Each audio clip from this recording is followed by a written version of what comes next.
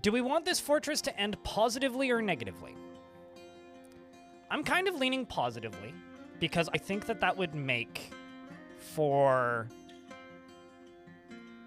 How do I put this? An interesting future to this world if we keep the world. Because of the number of giant creatures in this world, that would mean that we will be more likely to have random rocks and dragons and shit show up.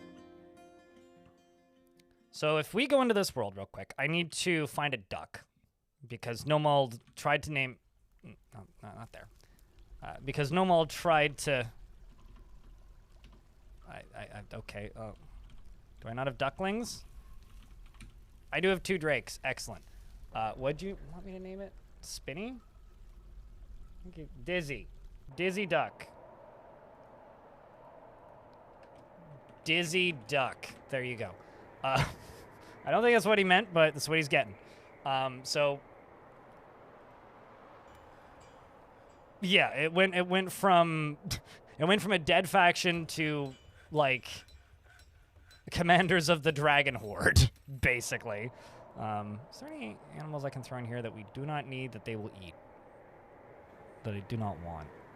I don't know where or how I got a giant grizzly bear, but apparently I have a giant tame grizzly bear, as well as a giant capybara. But this is the current dragon hold. I mean, if you actually look at their eggs, like they aren't fertilizing all of the eggs anymore, which is quite a bother, personally, but let's do a real quick overview of the fort. Okay, so if we go up to the surface, this is the actual surface. It's this little tower underneath an old dragon cave, which is currently sealed up.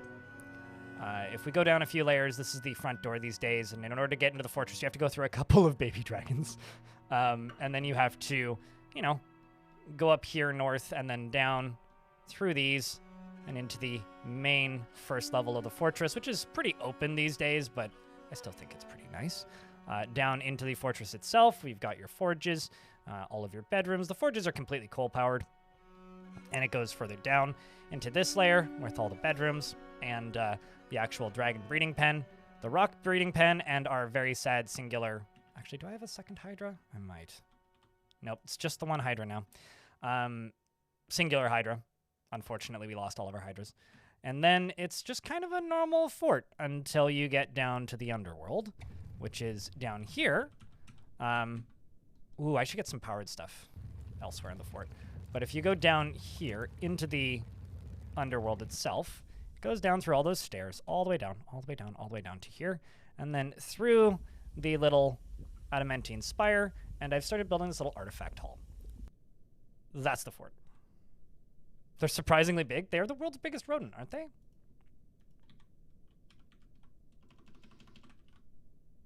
Yeah, I've got 2 capybaras. There was a giant capybara in this fort not too long ago. I'm just gonna butcher all these caged animals. I don't know why I have a bunch of caged animals, but somebody clearly abandoned it. It must have been one of the traders that took damage. But yeah, so that's the fort currently. If we want to end the fort positively, I think that the plan should be to do a little bit of invading, because that's easy and fun. Let's go start some wars. I could invade the elves if we want to be, you know, silly about it. Because I have stopped a few wars. Like, we were at war with the goblins. We're no longer at war with the goblins. I could invade the humans. I could do some stuff. I feel like the fortress that's commanding dragons should start raining terror from the sky with dragons, you know? And then we'd either play a new faction as part of the same faction, a new fort as part of the same faction, or alternatively, we'd play a new fort as part of a different faction and try and fight this fort. Like, it would be one of the two, I think, is what the future of this world would be. But we'll figure that one out on a different day. So, who are we invading, do you think? Because that's the most important question. Named dwarves in the fort at the minute. If you would like to name somebody, naming is up. And I encourage you to name as much as possible right now because we're getting close to the end of this fort. So we've got, and it doesn't matter if you've had one before. Sandberg is first. We've got Gaz. We've got something funny. Abrax. Possibly a goblin spy. Zebra Fiend. Say burn the elves. I mean, dragons. I've been chopping down trees, so they're not too thrilled with me. We've got Chef's Intern. We've got Black Winds. We've got Bugman. We've got Shinobi. Stabby Femme. Eric. Rookie. Beermanier. Glass. Odinson, Mud, Donut, Hole, and Mary Batman, because his parents are dead. And I think that's everybody.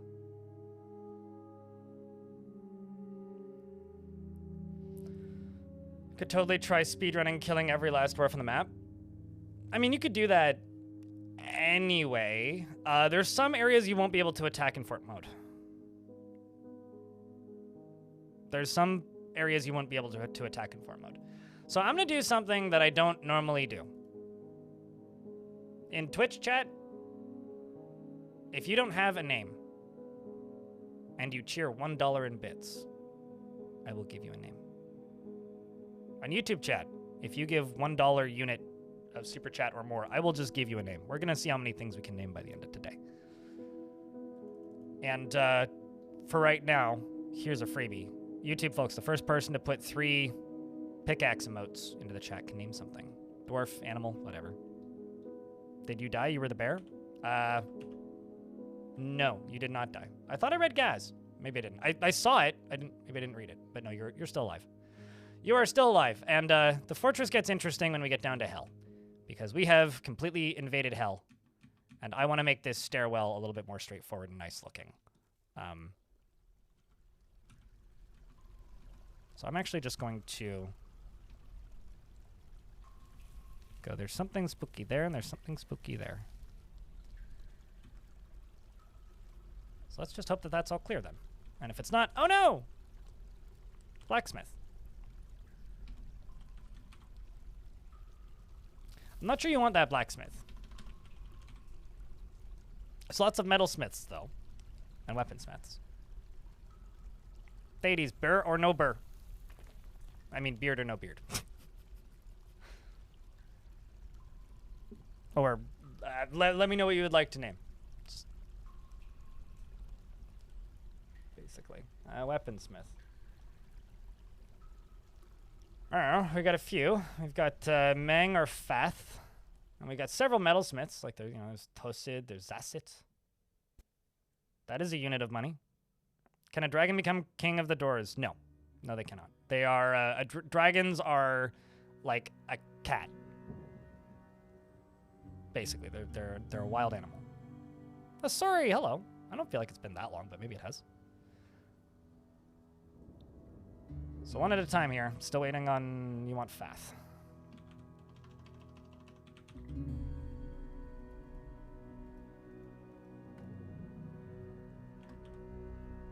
Did I not click on you?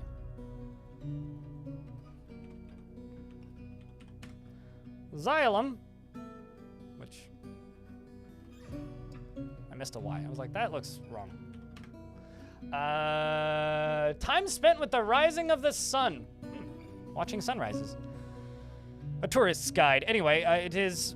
she rarely looks on others with lust and strongly prefers discussions of ideas of abstract concepts and handling specific practical issues. She doesn't handle stress well and is not particularly interested in what others think of her, and does not go out of her way to help others. She tends to be passive in discussions and doesn't feel envious of others, and needs alcohol to get through the working day, and doesn't really care about anything anymore. Dreams of mastering a skill, and personally finds that the acquisition and use of power abhorrent and would have all masters toppled. Values peace over war and does not care about fairness.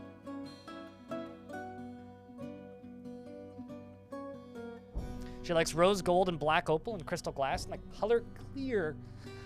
Gauntlets, animal traps, and dragonflymen for their faceted eyes, and the words of the teacher of meandering, and the sight of the amethyst of lathering, and when possible prefers to consume hake and passion fruit wine and light cheese and absolutely hates eating spiders. And you worship the god of general gaudiness, and that's you. Next up, I need to go with Thades, who wants a metalsmith. Do you have beard preference? Or would you like to pick one from the list, Thades?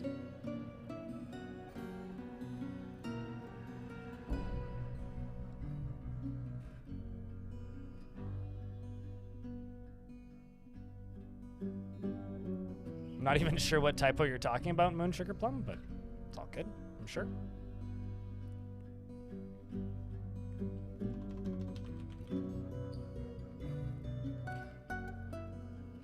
He is haggard, so just keep that in mind. Tomb Splash. It's like you fill a tomb up with water and just face dive. He never feels hatred towards anyone or anything, is in a constant state of internal rage, is rarely moved to mercy, is confident under pressure, and can get caught up in internal deliberation when action is necessary. He almost never feels discouraged, and he tends to form only tenuous emotional bonds with others. He tends to not be swayed by emotional appeals, and enjoys the company of others. Does not have a great aesthetic sensitivity, is conflicted by this. He values artwork and its creation. He's very humble, and he can easily fall in love or develop positive feelings, and he's often nervous. He occasionally overindulges and tends to be a little wasteful when working on projects, and he likes a little excitement now and then. He needs alcohol to get through the working day, and does not mind being outdoors at least for a time, and doesn't really care about anything anymore. And he dreams of creating a great work of art, and personally would have the world persevere through adversity. He finds that the whole notion that one would persevere through adversity completely abhorrent. Holds fairness as one of the highest ideals. Despises cheating of any kind. Values decorum. Views decorum as a high ideal, and is deeply offended by those that fail to maintain it. Views any show of emotion as offensive. Strongly believes in a peaceful and ordered society without deceit, and views loyalty unfavorably. Finds introspection to be a waste of time, and values peace over war, and sees sacrifice as wasteful and foolish, and doesn't feel strongly about the law, and dreams of creating a great work of art. So CZK, are you asking for dragon in YouTube chat? And what kind of creature would you like, Gamer 47 Smith?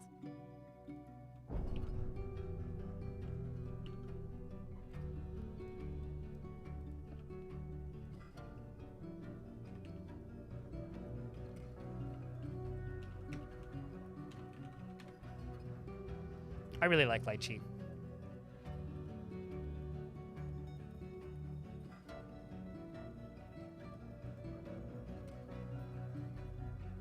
Just also have to state that. Constant state of internal rage. I mean, you're also haggard, so it's kind of an external rage as well. You do have a lot of close friends. Most of them are dead. You are good friends with the king, though, so you got friends in king-like places. Quite literally, yeah, most of your friends are dead. Most, if not all, of your friends are dead. Holy shit, you have a lot of friends. Good God, man. This dwarf has had more friends than me, and like all of the naked ones are dead. So, I think that your anger is justified, my guy. Wow. So it can be anything, metal preferred though, okay.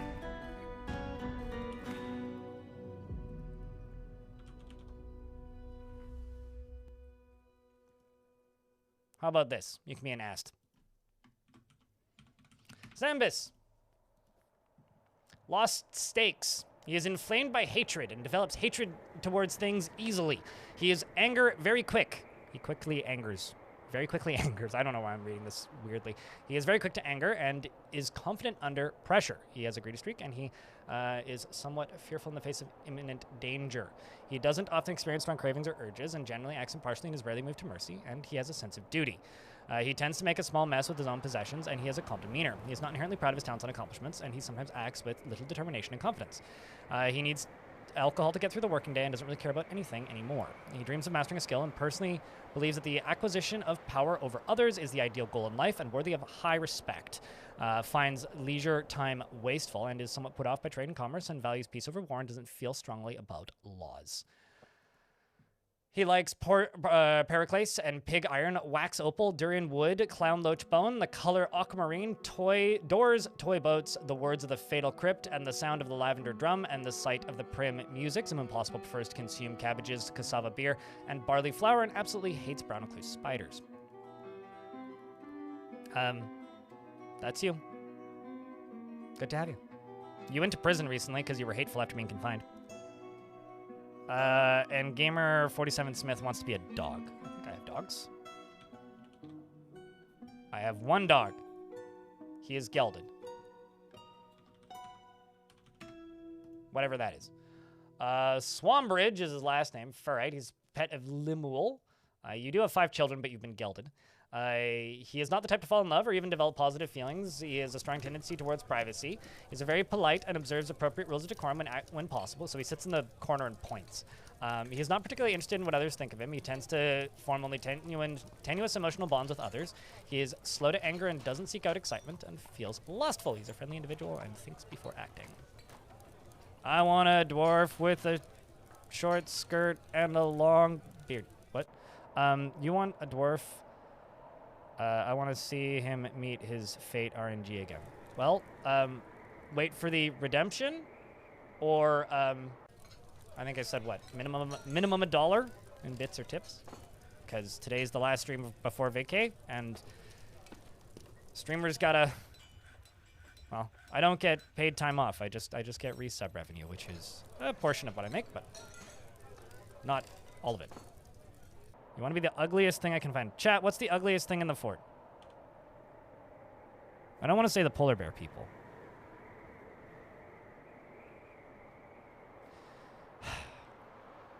I'm going to be the dick on the internet for a second. All right, you can be the elf. Den. Wait, actually, what do you want me to name you? Because your YouTube name is just Den DD5PP. Do you want to be Den? Or do you want to name it something else? Specifically.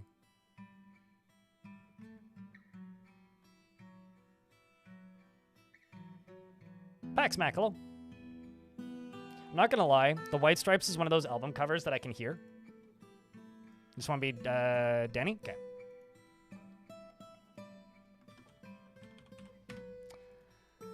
You're 276 years old, inflamed by hatred. You develop hatred towards things easily. And she cuts any corners possible when working on projects, regardless of the consequences, rather than wasting effort or resources. She's truly fulfilled in assisting those in need and is confident under pressure. Sounds like a doctor, actually. She finds obligations confining, and she doesn't seek out excitement. She is somewhat quarrelsome, and she tends to hang on to grievances. She is brave in the face of imminent danger, and she has a noticeable lack of perseverance. She prefers that everyone lives as harmoniously as possible, and she is grateful when others help her out, and she tries to return favors. She often develops positive sentiments, and she likes to keep things practical without delving too deeply into the abstract. She likes to brawl, and she is disturbed by this, and she values quiet, at least in the abstract, and she tries to keep things orderly without orderly, and she is quite ambitious. Yeah, I was just more reiterating for clarity today. I'm sorry, but just let me know what you want when you want it. If you want something to find fate RNG, military is recommended. She cracks her knuckles when she's angry, and she does not mind being outdoors, at least for a time, and doesn't really care about anything anymore. Welcome to the fort, my friend.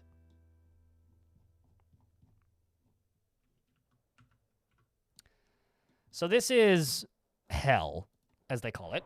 And hell has a very good form of corpse disposal. We have these infinite holes that will allow us to dispose of anything infinitely right here.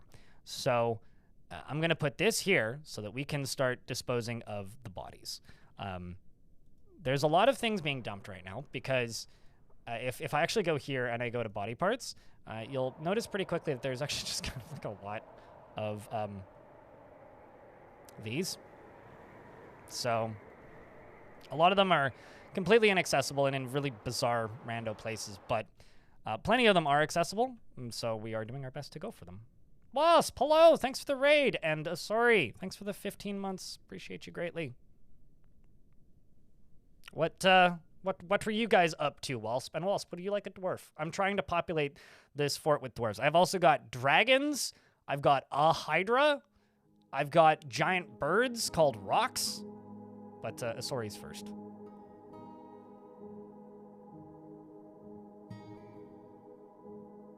So, Danny in YouTube chat says, best $5 I've ever spent. Now back to figuring out what the Howl Shower is.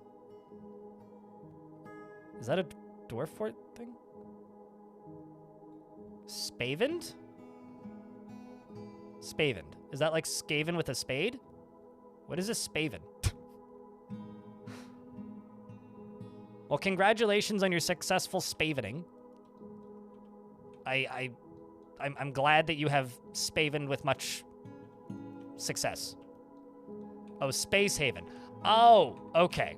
How is Space Haven? Like, I always found that game to be a bit whelming, like, whenever I played it, so I've been a little bit hesitant until I hear more about how it is. But, yeah, I always found it a little bit underwhelming and not, like, super remarkable every time I played it throughout early access, but you spaved the way. If it gets positive buzz about the 1.0, I'll check it out when I get back from my trip, because I will be gone for a little bit. Yeah, I agree, Elray. How did I end up killing the demons?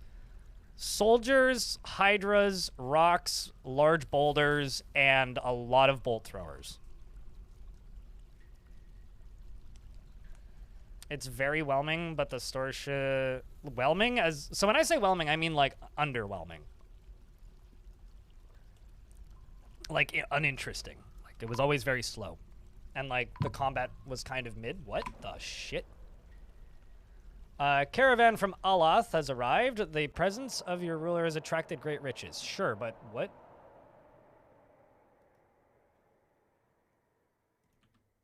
I can't remember what happened to those squad... It was a Forgotten Beast, wasn't it? The fire-breathing Forgotten Beast, wasn't it? I think so. Well, let's do that. And... what's your last name? So to those of you coming in from the raid, hi, my name is Greg. I play too much Dwarf Fortress. Sometimes chat lets me play other games. Today's my last stream before I'm going on a break until the 30th.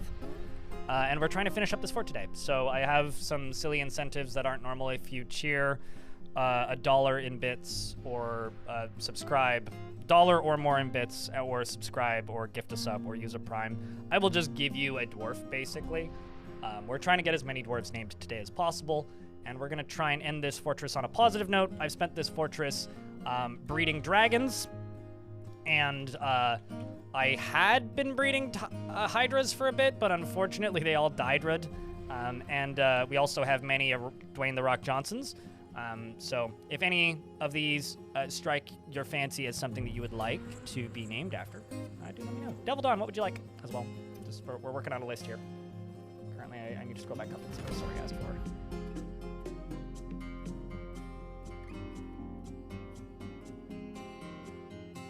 But, so you want somebody in the military, I presume, right, Asori? Do you have any preference? Like ranged, melee, beard, none?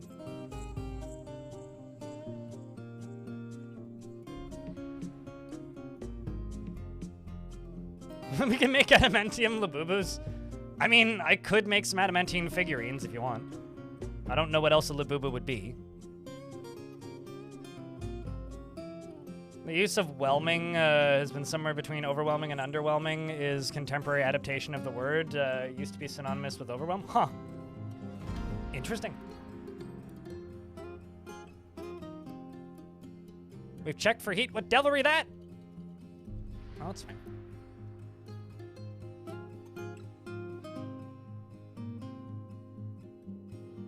Water spills out over there. All right, Devil Dawn, what would you like while I'm waiting for a Sorry? To let me know if they want a beard or not. Otherwise, I'll just give them a military dwarf. Got another trade caravan incoming.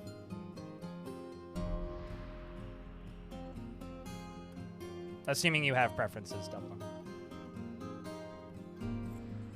We're skipping the rules for today, so essentially, El Rey, if you subscribe or cheer $1 in bits, I will just give you a dwarf.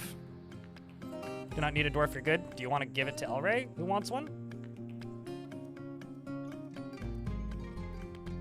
Because we could just credit it to El Rey if you like.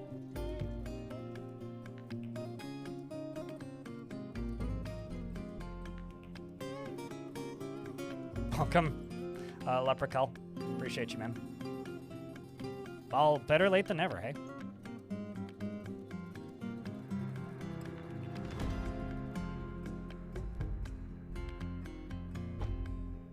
All right. Well, El Rey, what would you like?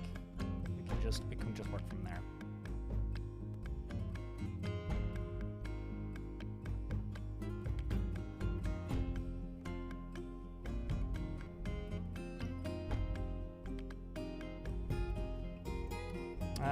Question, what is the hardest location in terms of resources to try to survive on? As even ocean, mountains, etc., you get wood from caves? I don't think there is such a thing as a hard location to survive in Dwarf Fortress. I think the only, like, truly difficult ones are the ones with actively hostile surface layers, so, like, terrifying. In terms of resources, like, you can turn down resources like crazy to make things kind of ridiculous, but that's all you can really do, is just turn down, like, the scarcity of resources and then settle somewhere without trees. You could also generate worlds that like don't have cave layers, and if you did something like that, then you wouldn't have access to the trees and the caverns. But like Dwarf Fortress isn't really a resource scarcity game, like, so it's not really a going concern, I would say. Bearded Brewer.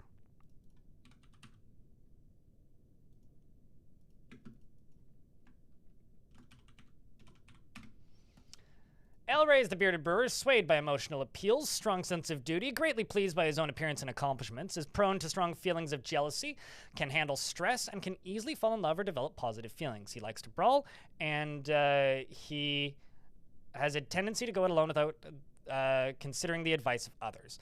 He has an active sense of humor and doesn't seek out excitement, and tries to hang on to grievances, and generally acts with a narrow focus on the current activity, and he has a greedy streak, and he tends to be passive in discussions. I'm going to finish reading this first. He personally sees perseverance in the face of adversity, bullheaded and foolish, doesn't see the attainment of knowledge as important, and dreams of raising a family. He likes tin, peridot, and crystal glass, as well as goat horn, peach-faced lovebird, parchment, and the color light brown. Leggings, backpacks, and weapon racks, and splints and the words of the fatal crypt, and when possible prefers consume desert tortoise, dwarven ale, and donkey's milk, and rice flour, and absolutely hates flies. You have one friend who's Ubal, the metalsmith. And Asori wanted to be a dwarf that meets their fate. So that's Eric. I'm gonna give you a military dwarf who's happy. Somebody in a good mood who's in the military. That's what we'll do.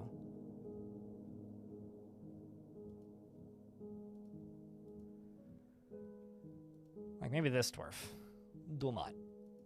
49 years old. Hopefully Asori's still here. So I was waiting to hear if they wanted a beard or not, but... He intrudes practical concerns for philosophical discussions, puzzles, and riddles, and the world of ideas. He never feels hatred towards anyone or anything, and is rarely jealous. He is very stubborn and is not careful when working on projects.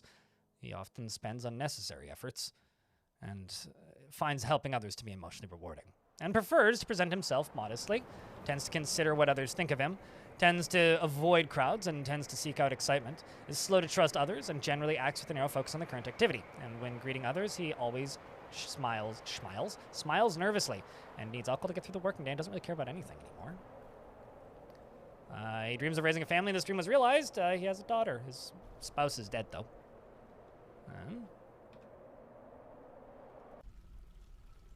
Which is really sad. And, he likes Electrum, Red Glossier, and Giant Vulture Leather, Snail Tooth, Alpaca Wool, and Short Fin Mako Shark Parchment. Vests, the words of the teacher of Meandering, and when possible prefers to consume Flounder and Gutter Crewer and Donkey's Milk.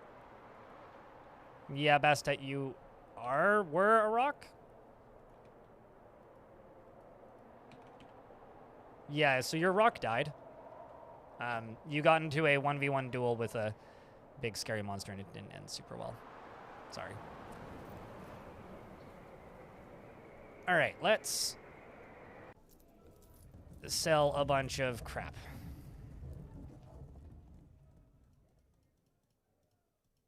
In fact, I'm actually real tempted to just sell all bolts except for the steel bolts. I was going to say, except for the steel bolts and the adamantine bolts, but I don't think we have any adamantine bolts unclaimed.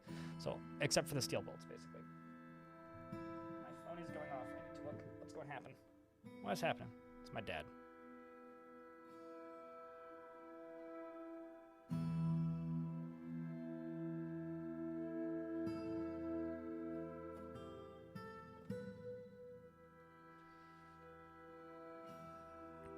All right. Then over here, sell everything except for that, the steel stuff. I have to say that being able to just select everything is genuinely one of my favorite parts about the recent changes, is just being able to be like, fucking send it. Genuinely the greatest thing. Like, truly. It's so good. It's so good. Like, what's your favorite of the recent changes, chat?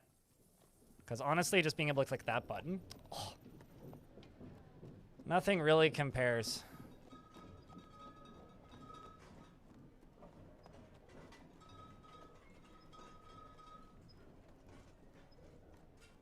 Let's just uncheck that.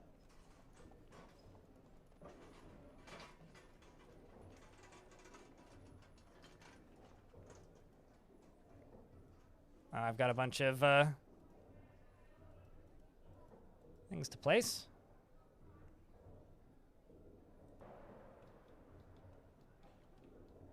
You love a full send, just the just get rid of all of it.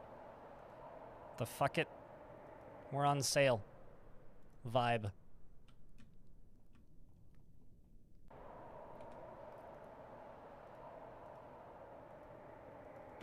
All right, let's get those two placed. And watch as the whole game slows down because everybody is hauling everything.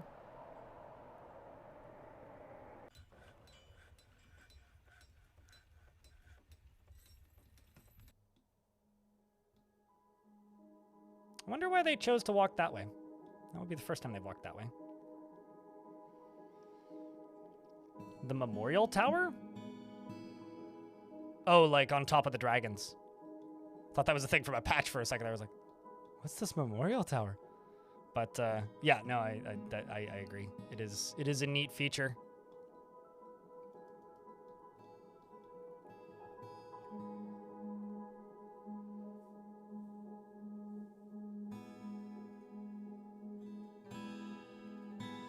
Best DF story generation moment you ever saw. Dwarf dreamed of raising a family, got into a fight with a giant salamander and got his bits eaten. No more. Did he do that at a young age? Shadmel cannot find a... So I keep seeing this. This is a forgotten beast that is fighting with demons and can't find a way to its destination. I don't know what his destination is, but whatever it is, it ain't this.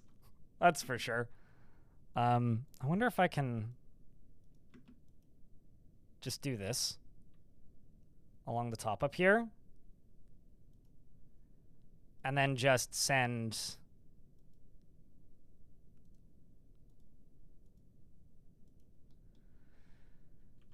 my Marks dwarves like right here. Because that would be real handy if we could do that.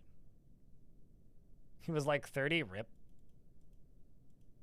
Well, shouldn't have been young and stupid, stupid.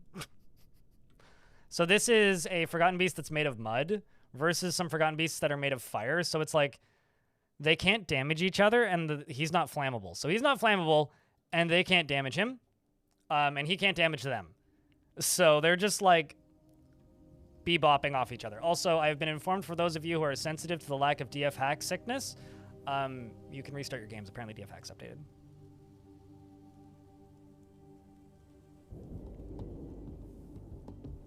Also, like, What do you have to do to lose your balls to a giant salamander? I know that should be put in like a blind compilation of out of context things I've said. But like, seriously, what? Free balling in a kill? But like, they don't have teeth. What's it gonna do? Gum your nuts off?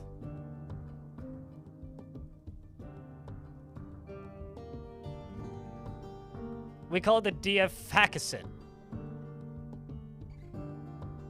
Was gelding blow? Maybe they have like nails or something and it's swiped. Although a salamander swiping is a very funny mental image. Hold on, just let me update DFhack.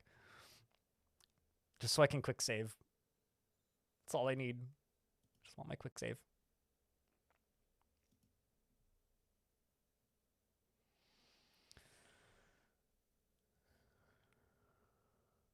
Thanks, Dracogen. I really needed that clipped. I needed that one immortalized for all.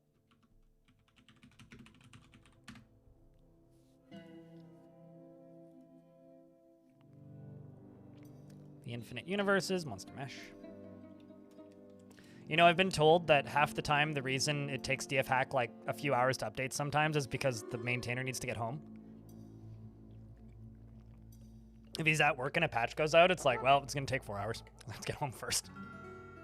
And sometimes he can remote into his PC and just update it without doing anything.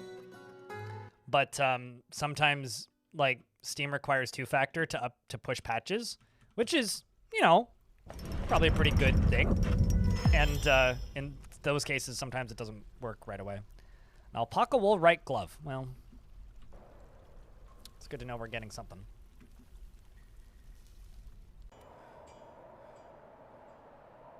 Any Marks dwarves? Marks, get set. Yes. Those are my Marks dwarfs. I do need to put more into the squid, but do you have any preference of which Marks dwarf you'd like? Stonecoat? Or I could be like, they're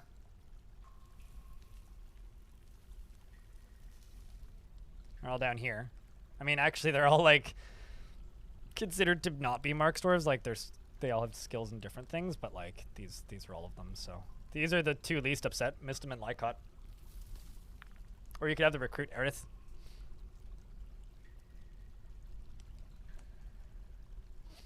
Okay, let's just go with one of the happier ones then, like Lycott.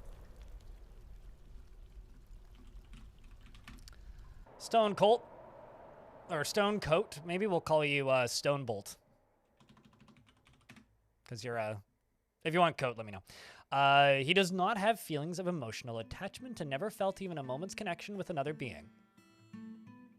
He tends to avoid any physical confrontations and works to square his natural tendency with his crossbow, so he doesn't need to see them physically, and as his respective martial prowess. He does not easily fall in love, rarely develops positive feelings, tends to not reveal personal information. He tends to be swayed by emotional appeals, it has a sense of duty, doesn't seek out excitement, and he enjoys the company of others. He is grateful when others help him out, and he tries to return favors. And he tends to think before acting. When he's excited, it's easy to tell because he drums his fingers, and he needs alcohol to get through the working day. And he dreams of mastering a skill, and personally greatly respects individuals that persevere through their trials and labors. Sees guile and cunning as indirect and somewhat worthless, and doesn't particularly value loyalty.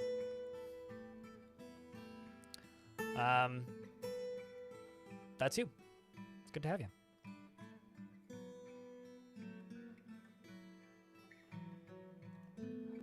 Stone Bolt it is. Also, let's run a few additional dwarves.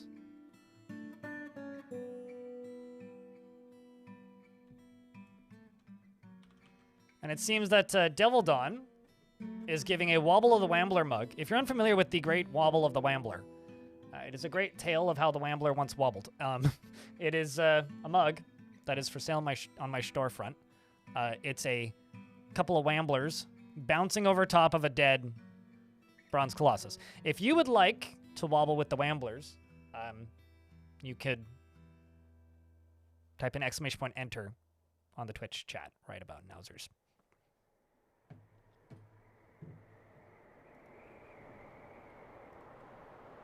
And thank you very much for checking out that gift. What's up, Basement Tandy? Or Basement Andy?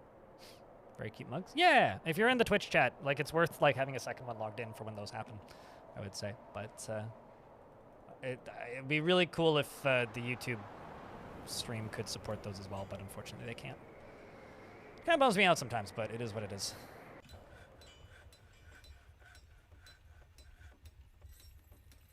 Every day they wobbling.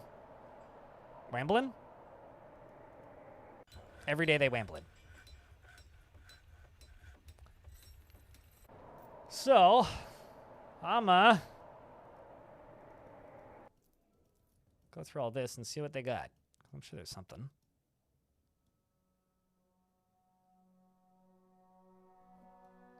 We've got plenty of food, in case you didn't notice. Let's buy the thread, I think. Why don't I buy the fancy pedestals? Maybe the display case? Papers?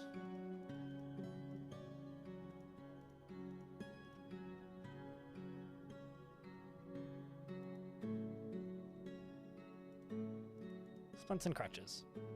Kerplunk. And yes, I've sold them multiple artifacts, it's fine. Basement Andy, congratulations, you've won your mug. If you type in exclamation point, or not exclamation point, if you lose the link, you can type in exclamation point redeem. But if you click on the redeem link and sync your Twitch account, you will get a link to your mug. And if it goes away and you miss it, or if you're not at a computer right now and can't, just come back later while I'm online and type in exclamation point redeem, or you can just go to blindrail-shop.fourthwall.com/redeem and just sync your Twitch account. You can get your mug shipped to you.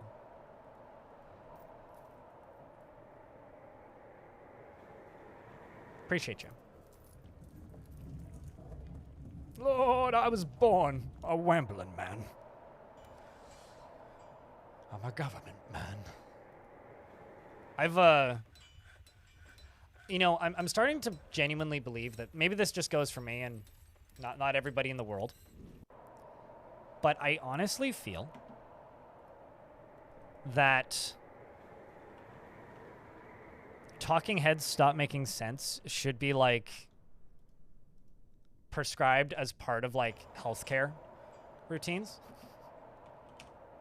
I don't know why I'm just like on a talking heads kick at the minute, but also these Forgotten Beasts, bad for the frame rate at the moment apparently. By Forgotten Beasts I actually mean demons. We are turning these into a thing through. I'm pretty sure it's mostly just this.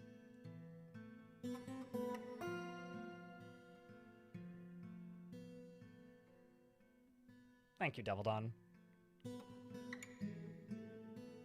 You also get a beer. Basement Handy. You're very kind, Devil Dawn. Cheers, dude. Yeah, the frame rate went down to 20 for a second there, but we're coming back up a little bit.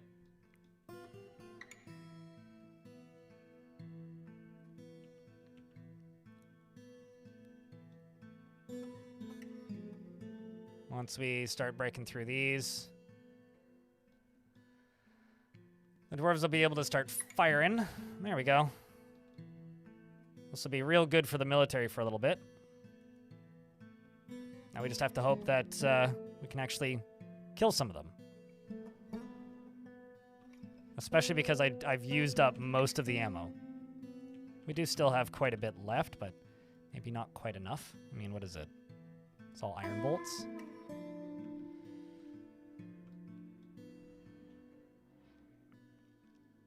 And there's a ghost right there. Well, that's not good.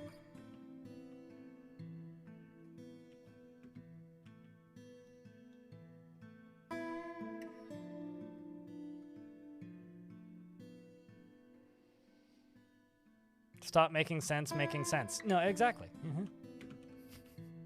I don't know. I discovered relatively recently that the Talking Heads Stop Making Sense is on the Canadian, like, Netflix equivalent Crave TV, which I get for free along with some other stuff that I'm already paying for.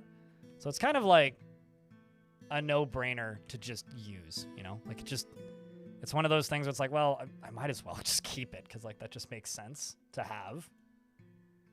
Because like it's part of my. I'm already paying for it. I get it regardless of which phone plan I have. So because I'm paying for it, I might as well use it. And that has been a movie that I just kind of throw on in the background kind of a lot.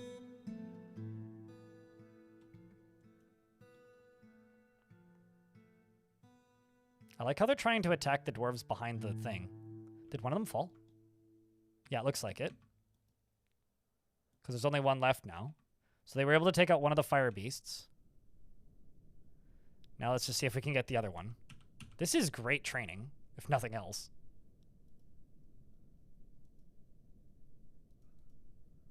I mean, they're all just novices, but hey, it's something. Hey! Okay, no, never mind. There's just one left now.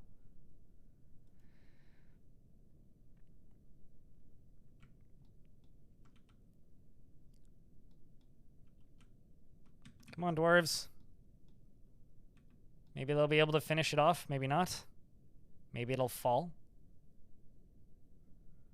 Maybe it won't. Are you smoothing? No, you're stationed. Do you have any bolts? Yeah, you do. It's just at a bad angle, I guess. There's just steam. That's all that we're getting. Just gonna pause this for a second. And let's just go...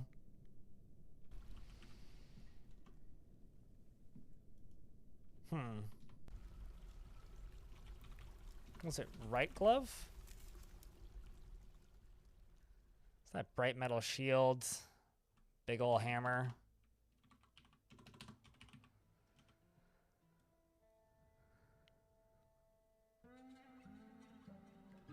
Could put some coins on here. Maybe I sold those. Why don't I put that barrel there? Oop. I'll do that. Slowly fill up that little artifact hold. In the mid-'80s, there were topless girls with nipple covers and cages dancing on the side of the stage. That sounds like the 80s. Not that I was alive in the 80s, but certainly sounds like what I would imagine the 80s would be like.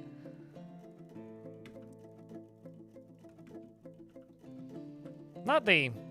I mean, I've seen pretty similar things at shows now.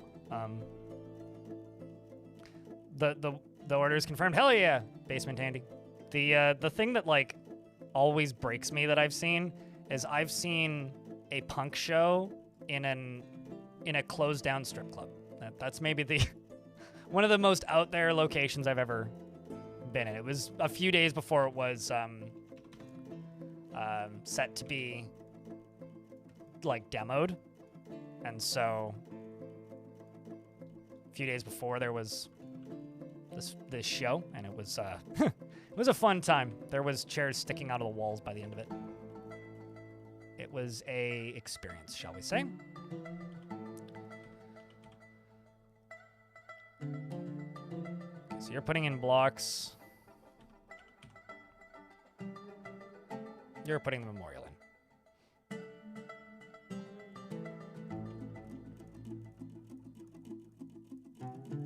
You got there for a month of the 80s? Yeah, you're a few years before me.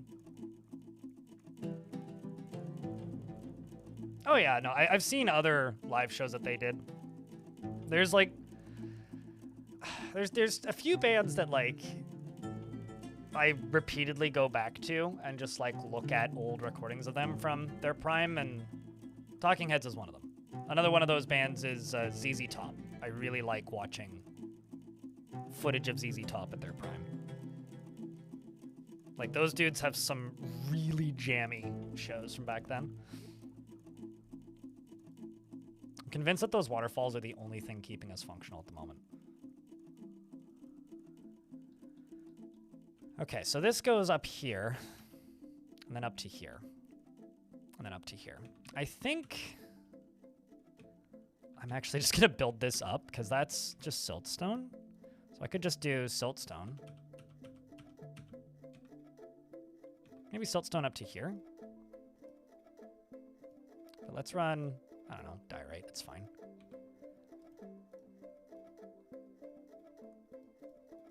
and do doors over to there.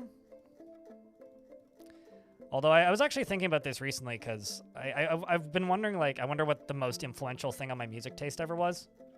And I have to say, I think I went on this youth group trip thing. I don't know what year, but it was like I know that the OG Xbox was still a going concern. And the 360 wasn't out yet, but I remember people talking about the Xbox 360. And it was this trip to a ski lodge, and there was a bunch of kids in this trip, and I remember the drive out there, and I remember getting out there, and one of the kids brought his Xbox and a TV, and we set it all up, and the OG Xbox. I remember playing Halo. It was the first time I ever played Halo. And I remember playing, or not playing, but I remember he had a bunch of stuff on his hard drive, and one of those things was Iron Maiden Brave New World tour, which is like the early 2000s album and tour associated with that album. We got a Migrant Wave. And so we sat there, and I think 2 or 3 times back to back watched it. And around the third time we were watching it, a couple of the kids there had pulled out guitars and were trying to learn the songs.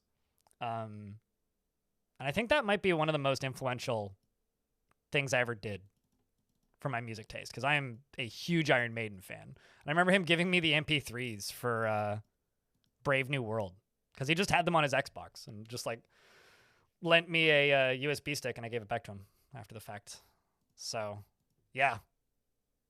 It's interesting times. It's either Linkin Park or one Russian punk rock band that stopped existing a decade ago because their lead singer died of a heroin overdose. Ah, that sucks. That happened with Crazy Town? Yeah, that's the one that I can think of that happened with. Apparently my blood sugar's high. I'm just gonna go stab myself with a needle. I will be right back.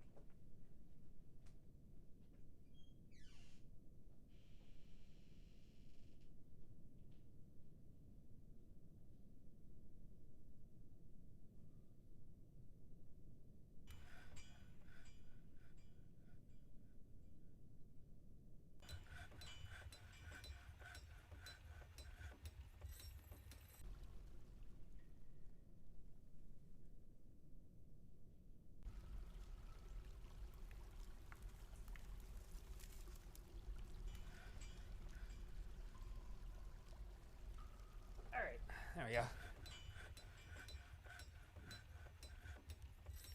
That's metal. I don't know. I honestly think it's kind of sad, but because I find a lot of the time when artists die very young like that, it's just it's become a bit too real for me, I guess, at this point. But because I've seen it happen in this industry too, so it's just usually sad. But what's pretty metal is I went to a show this past week, this past weekend, and my neighbor showed up at it, and like, I don't know, 20 minutes into the show, like the first band was just starting, my friend or my neighbor sent me a text and he goes, "Hey, are you at a show in Vancouver?" And I was like, "Yeah, why?" And he's like, "Cause I'm here. First band's pretty good." And I was like, "Come say hi." So we walked over and we hung out. And then during the first heavy band, because there was a good few bands in that show that weren't that heavy, we started, like, you know, moshing, as one does at a show. Anyway, he apparently broke his ankle during the first set and then continued to mosh for the rest of the show. Like, he sent, he texted me a few days ago, and he's like, "Yeah, so I remember how I rolled my ankle right at the beginning?" I was like, "Yeah, and we told you to sit down," is what I was thinking. And he's just like, "Well, apparently I broke it." I was like, "Okay." So that's pretty fucking metal, mostly because nobody died. But can't deny, that actually is pretty fucking metal.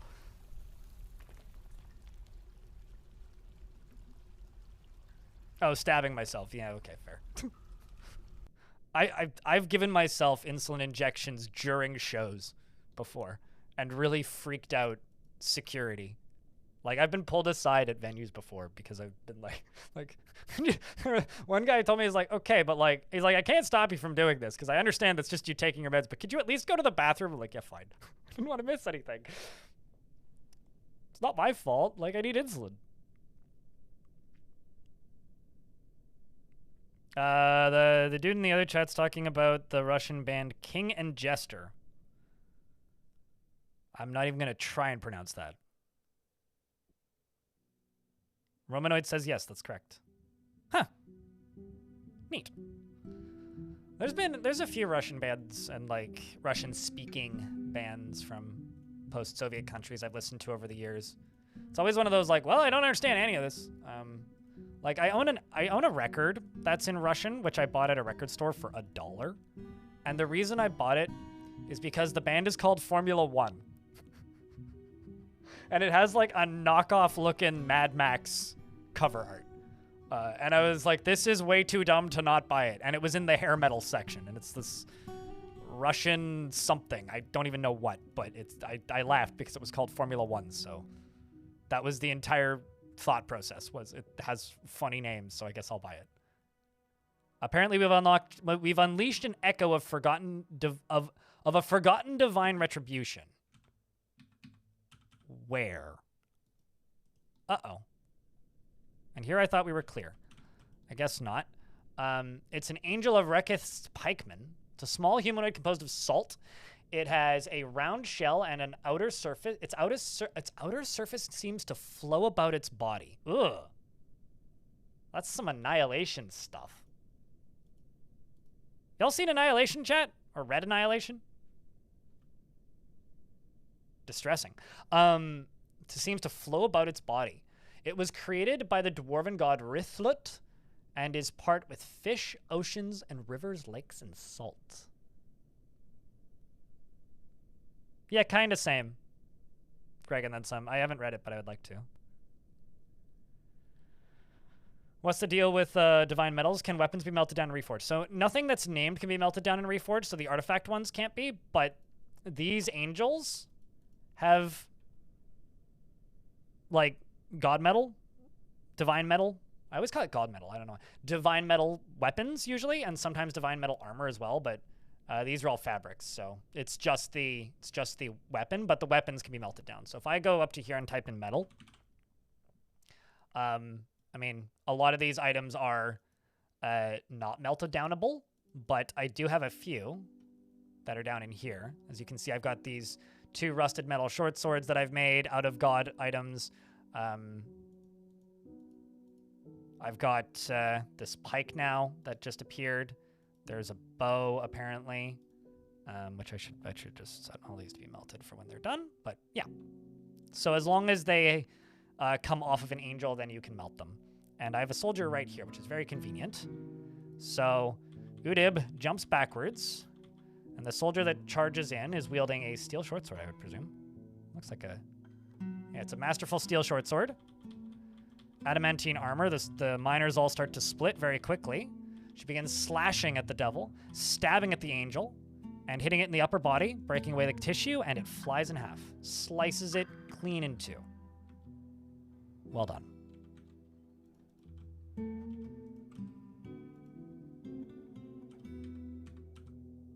That is kind of sketchy right there, but we will dig through this.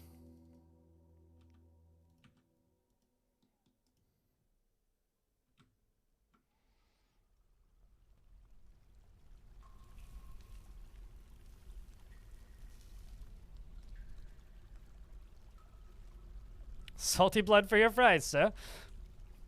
Body salt, more like.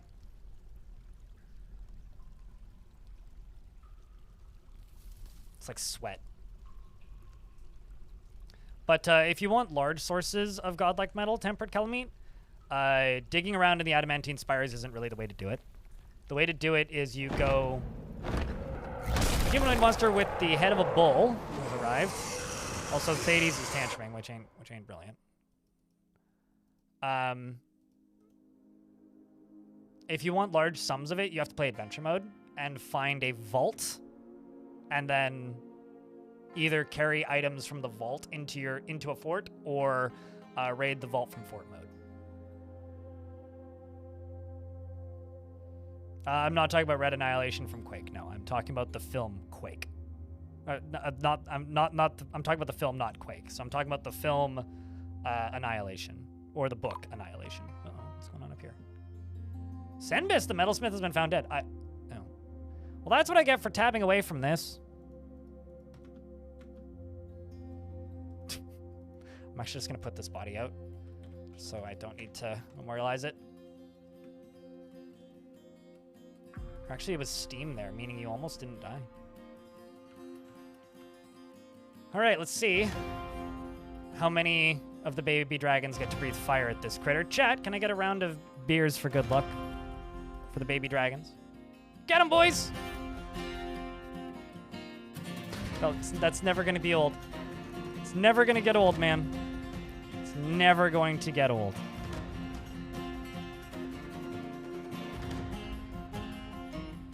Never. It's literally not possible.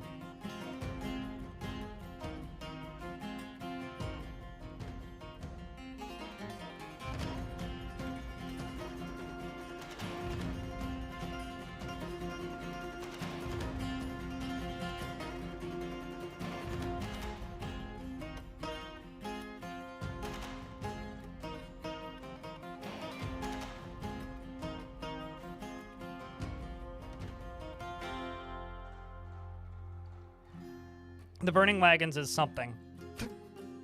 The burning wagon situation was indeed crazy, but I need to make that into a short, I think.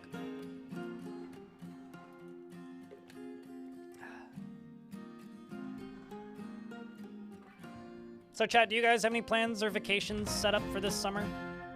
The baby dragons are super cute, good Charles. You know, this fort's been an ordeal, let me tell you.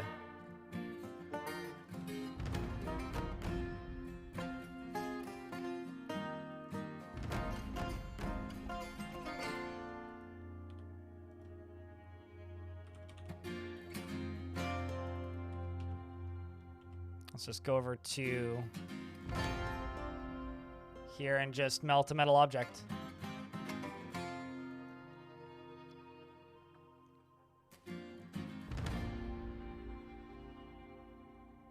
Really? Guess I just don't have enough objects set to be melted that are available just yet. All right, how much adamantine do I have? I have 102 adamantine wafers.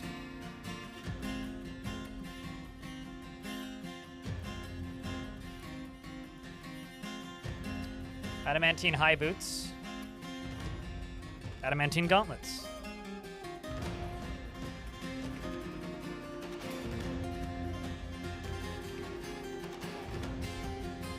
And let's do 30 of each. No, that's the wrong screen. This 30. No. It'd help if I turned on the numpad.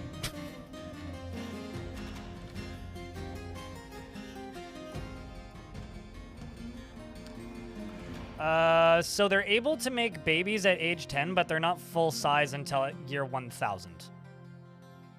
So they can make babies after 10 years, and they look full size after 10 years, but they aren't able to like lay eggs until the year one, or they aren't able to be full size until the year 1000. Same speed as elephants. It's pretty standard for animals of that size. I think 10 is like the longest. Like elephants, elephant seals, rhinos are all 10 years. Some are 6, but most are 10. It's like, it's very standardized. Right now, so both weirdly having every day be a vacation and also not planning any real vacations because you don't know when you'll be starting a new job.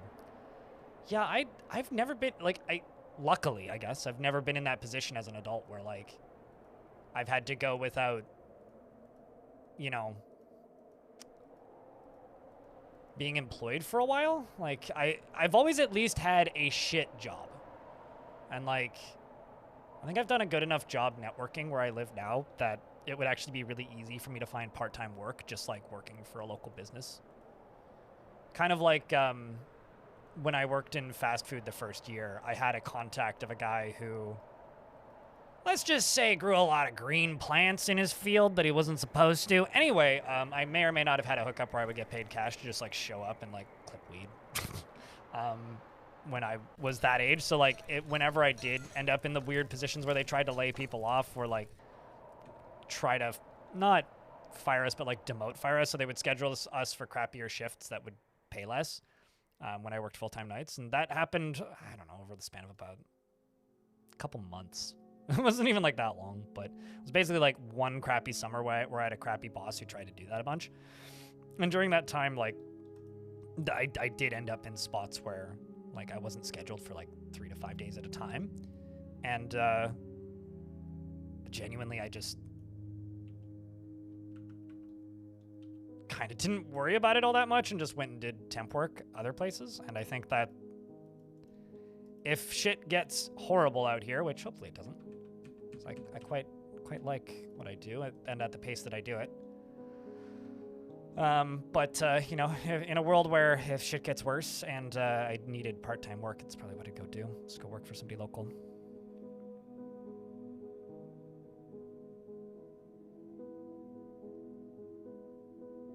Broccoli? Oh. I get it. So this is now my trash disposal. Bits and pieces get thrown into there, and then stepping on this switch makes it fall. Start your own company, but you sold it, and now you're trying to get back into engineering management? I mean, that's a pretty good turnaround. When did you sell it? Like, that can't have been very long.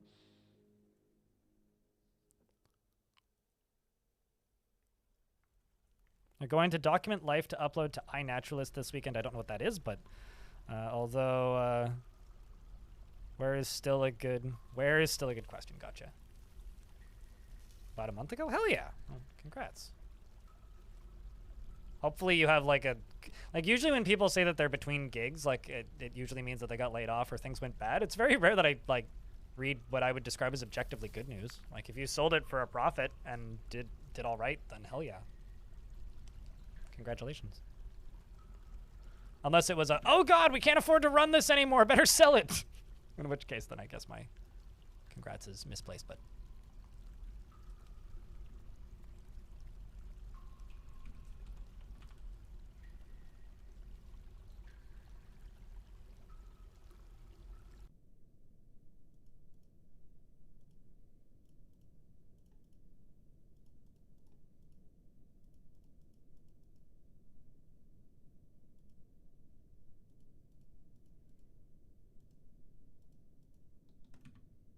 all right, we're going to move this up one. Get a little bit more space up here.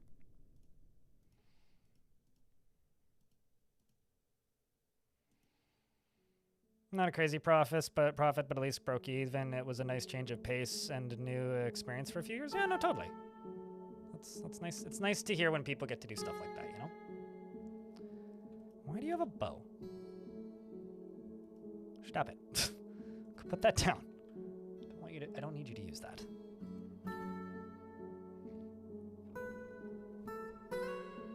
Live in a town where people actually come for vacation, so you planned nothing, honestly, just waiting for the sea temp to rise before you go swimming.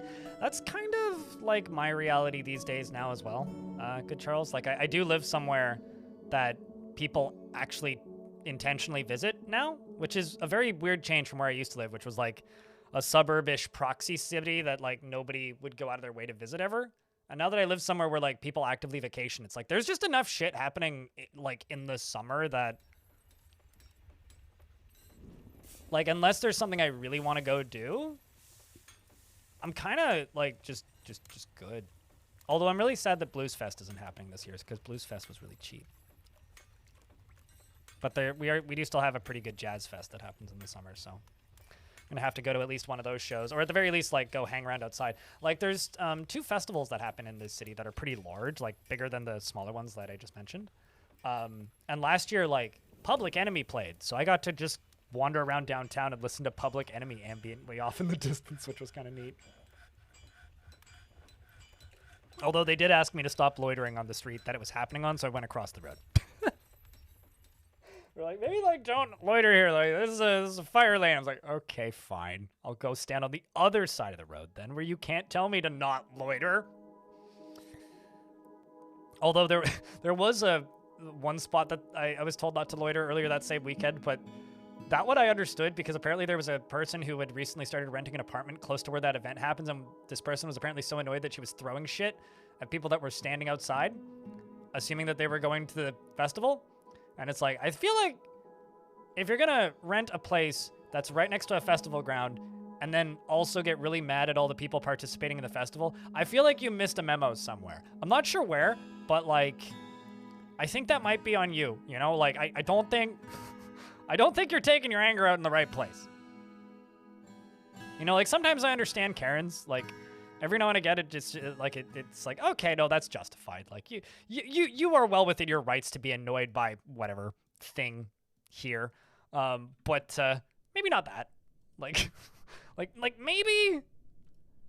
maybe your personal annoyance with this situation is a bit misguided in this one.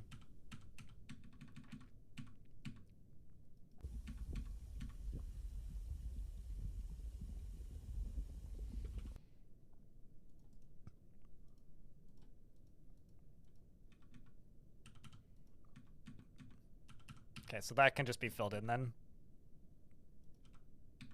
That can just be filled in. That can be filled in. Those can be destroyed. And those will keep. I'm just trying to get this as direct as possible.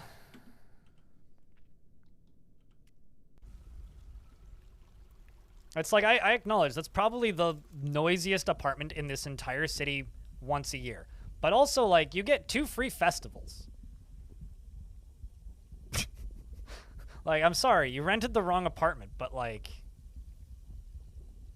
I would be stoked. I mean, obviously, I'd have to end work at 5 p.m. 6 days a year, but, like, I know someone who moved on top of a barn, they complain it's loud. Yeah. You know, there's this thing called white noise, and I know somebody right now who's moving downtown to admittedly, like, a pretty busy nightlife area, and there was this brief comment of like, well, you know, like that part of town gets a little wild at night, but it's a nice kind of white noise, you know? Like it's just like the ambient sounds of outside. It's like, I live in an area where every now and again, like 1 o'clock in the morning, there'll be somebody cursing on the other side of the road. And it's like, I don't know. It's having lived in like the country before, and also lived in various densities of downtowns over the years, it's kind of nice to just be around loud every now and again. Because it reminds you that you're not the only human alive, you know? I'm just going to make rock pots. I'm just going to make 300? 200. Fine, that's the number I hit. And we're going to make them out of diorite, because apparently I've got too much of that. And they're going to carry them all the way underground. So you know what I'm going to do? I'm actually going to go to here, and I'm going to get rid of these. Because I don't need these so close anymore. And I'm just going to go to here. I'll just go make these appear, because then they'll get constructed quicker. Crafts. Diorite. Go diorite. Diorite. Diorite.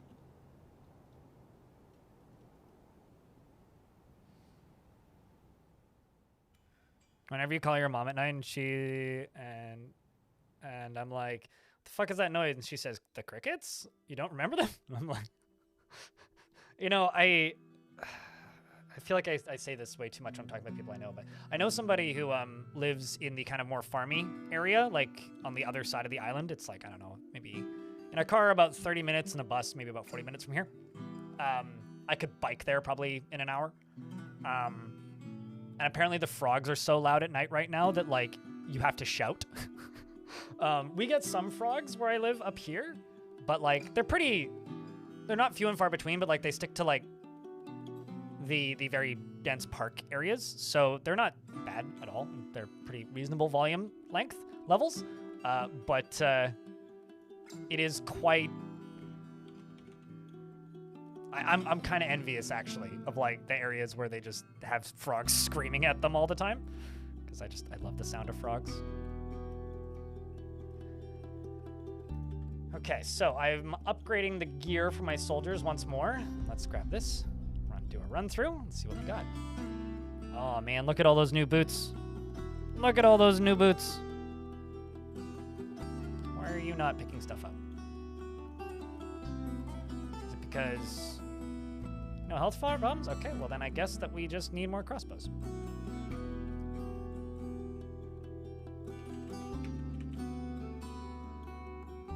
Yeah, I think we just need more crossbows. Although, actually, maybe not. Yeah,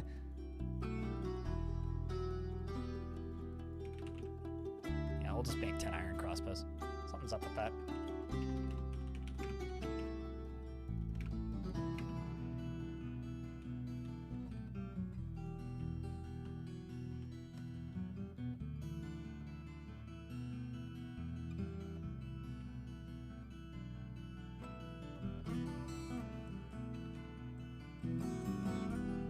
And then I can just usurp that walk around now because this is all safe, so we can go through here and through here. Actually, let's widen this a little bit. Do that and that.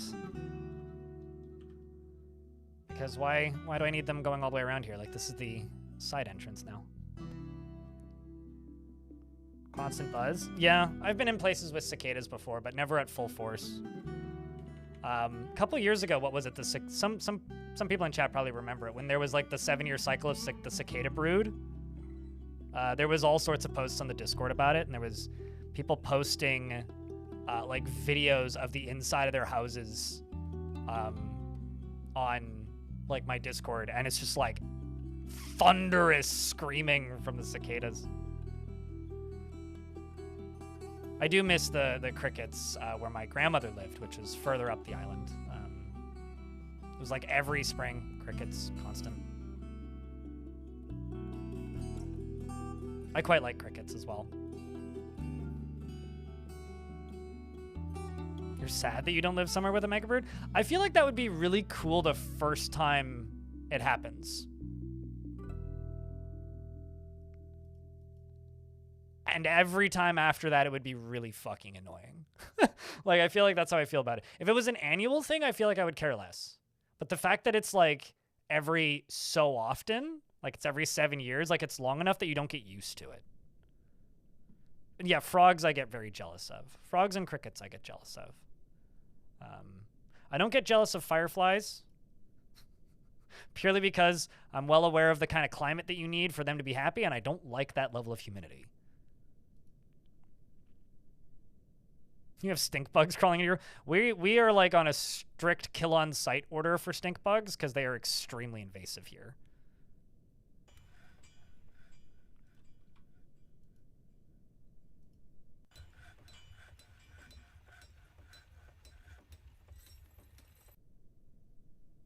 Why are they so upset? If that's upset, you've never seen an upset fort. Ken, I don't think you've ever played this game before. So there's 163 dwarves in the fort. 24 of them are a little bit miffed, which is fine. And then we have 18 that I would describe as upset. That is less than 10%. So I can run... Like, if you watch my video where I let ghosts take over my fortress, there was a good period of time in that fort where I had over 100 most angry dwarves. And the fortress was still mostly functional. Like, yeah, there was tantrums, but, like, for the most part, things were still functioning. The ones digging in the room? I don't know. I mean, like, why is this dwarf upset? They've had a hard knock life. We've invaded hell. I'd say the population of the fort has died at least once. So we were at 250 dwarves at one point. We're down to 160. We were as low as 110. So a lot of dwarves have died. They've probably had dozens of family members and friends die. We've fought off dozens of demonic underworld denizens, if not hundreds. Some as recently as like days ago. We've been invaded. We've got a army of dragons.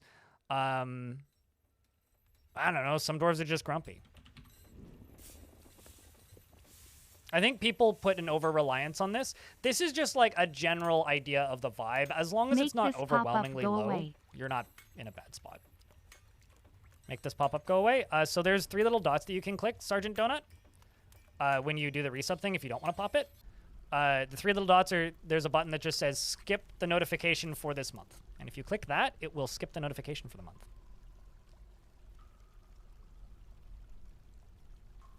It shouldn't. It's not supposed to, but... Or you could just use it when I'm offline. I don't know. The phone app is bad? Well, yeah, duh. Of course it is. What's sad is, like, it was pretty good for a while. I really like the current, like, phone layout for the app. The actual functionality of it isn't very good. Like, I really like the on-screen chat overlay and stuff. Like, it's actually pretty usable from, like, the perspective of just watching the streams, but for basically everything else, it's pretty bad.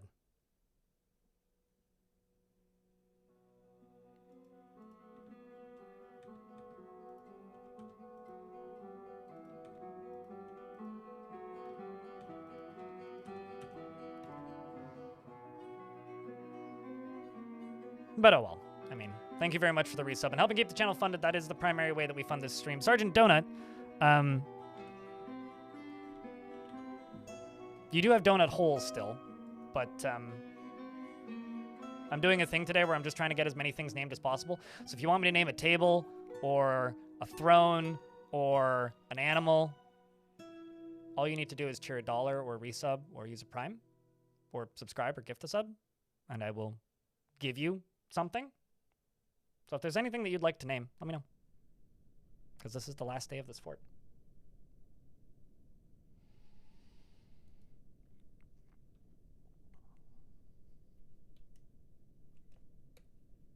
Three minor isolations per stream? Oh, immolations. 3, that seems high. It might be real, but like, that does seem high. I feel like there's been more like miners killed by random demons than specifically immolated, but maybe like two or 3 streams ago when I was still in the process of digging down, but at this point that seems a little high, but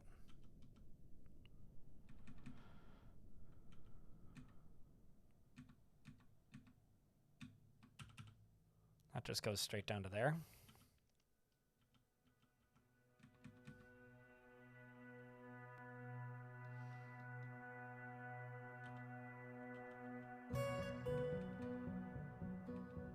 I'm not entirely sure why I'm building this here, but because I don't really need this.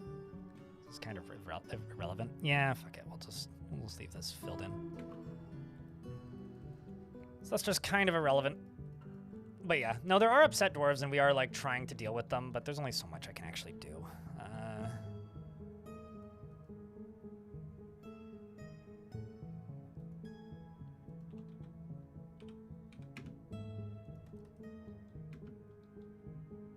Save the game, okay.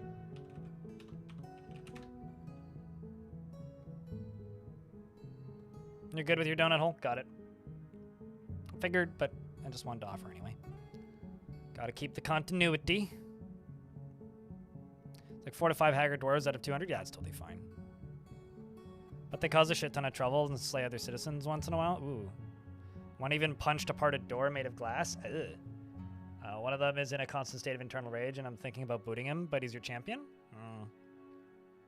And you don't want him to wander the wilds forever because you have no holdings? I mean, you could send him, like, there's been times where I've taken all of the most pissed off dwarves in my fort and told them to conquer and occupy or demand surrender and occupy a weak place close by, and usually they pull it off. If it's, like, a cave or something with, like, a few kobolds in it, or, like, a camp, or, like, a fort, it's usually not too hard to actually just, like, muscle your way in and occupy a place.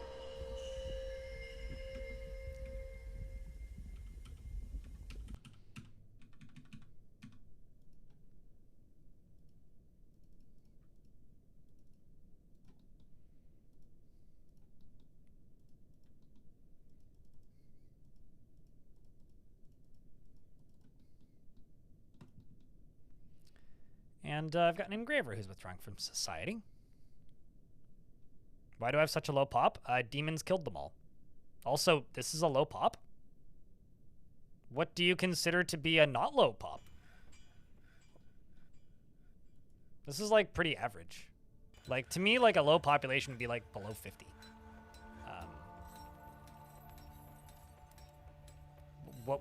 What's a normal population for you?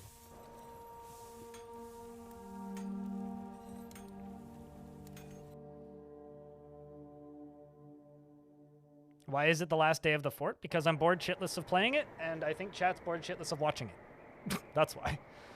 And because everything must come to an end, I've literally invaded and occupied hell. And so I'm going to retire this fortress at the end of the stream. Okay, well, this fortress had 250 at one point. That's what the cap is. So if 163 is a low population and you cap it at 200, that's kind of a strange thing, in my opinion. Because, like, this is, like, very close to the population cap. Like, 2 or 3 migrant waves and we're there. I guess we have very different definitions of low.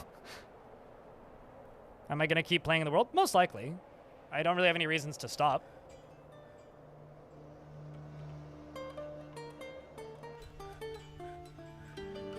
But I'll release the save file of this fort before I retire it. I had 130 and now 163. So it's gone up. Like, you're asking me why such a low population. It's like, well, I've invaded hell is why the population is so low. And during the invasions of hell, we were also getting attacked by various animals, and I lost a couple trade caravans and missed out on trading a few times. I don't think the population has been low at all, period. Like, to me, if your population cap is set at 200, if you're below 100 dwarves, that's getting kind of low. But, like, I'm more than half of my population cap. I mean, the mining accidents are the least of the deaths. The largest causes of deaths were demons that could shoot webs, deadly dust, forgotten beasts, and yeah, that. You have it capped at 16. Yeah, but you're crazy. Like, genuinely, that's nuts.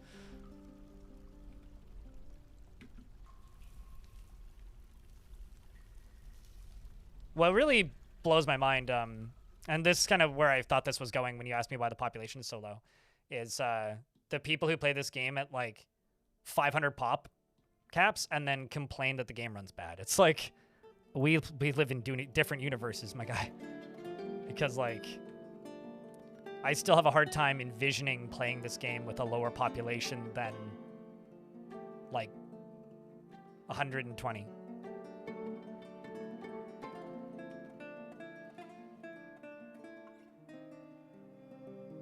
I mean, you gotta make the good times last, Miri.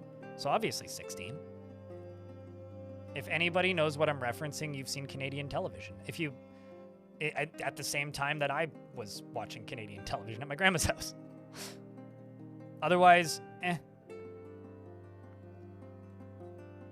I mean, I had one fort a while ago. I've done this a couple times, but I had a fort a while ago called Seed Vault that had a population. The goal was to get it to 500, and I think I got it to 450 population, and it was running at like 30, but it's pretty clear around that point that the game just, like, isn't designed mechanically to have that many dwarves, and it just gets kind of hard to play at a point.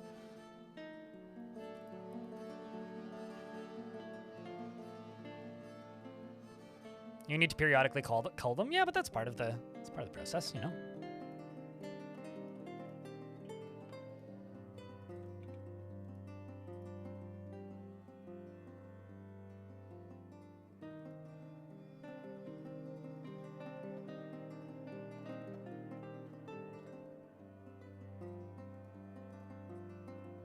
That's a creepy statue. Is that a tick person?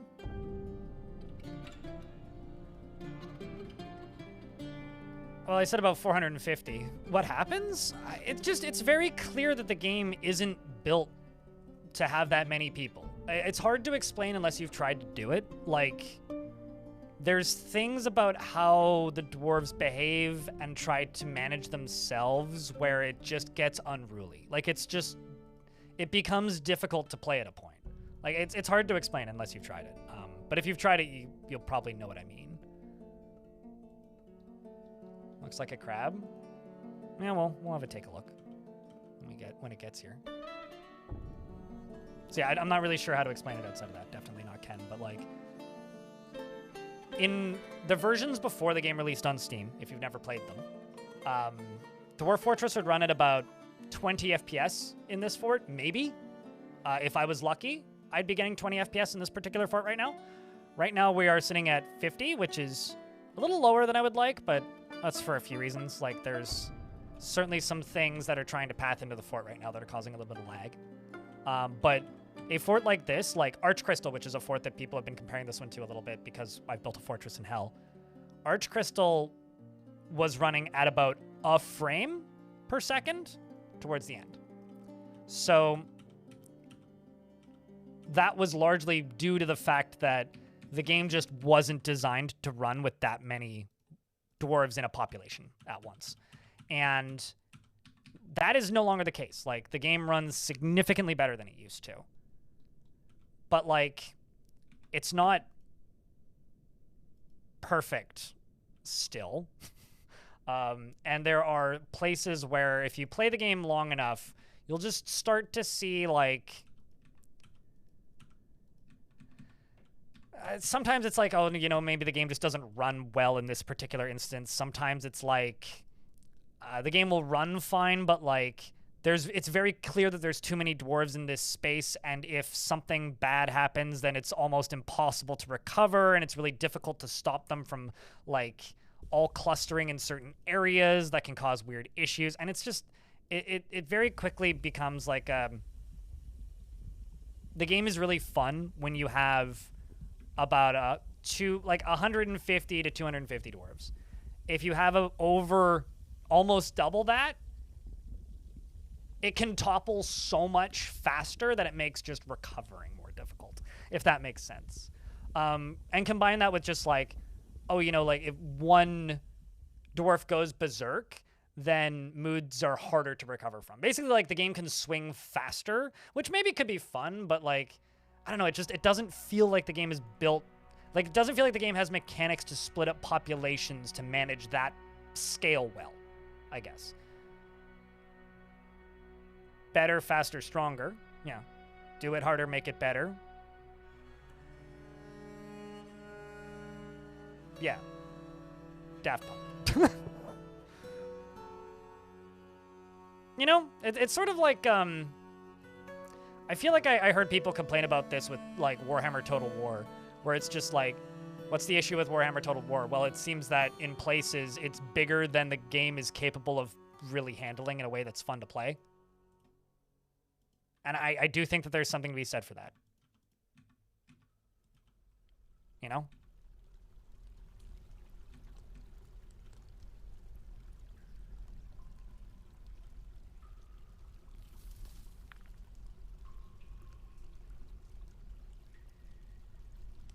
So we're going to drain out this by cutting out this.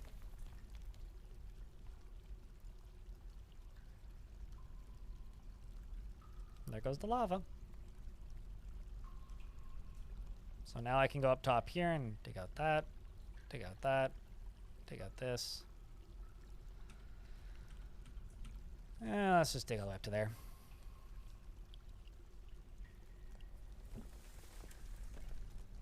I tried and gave up.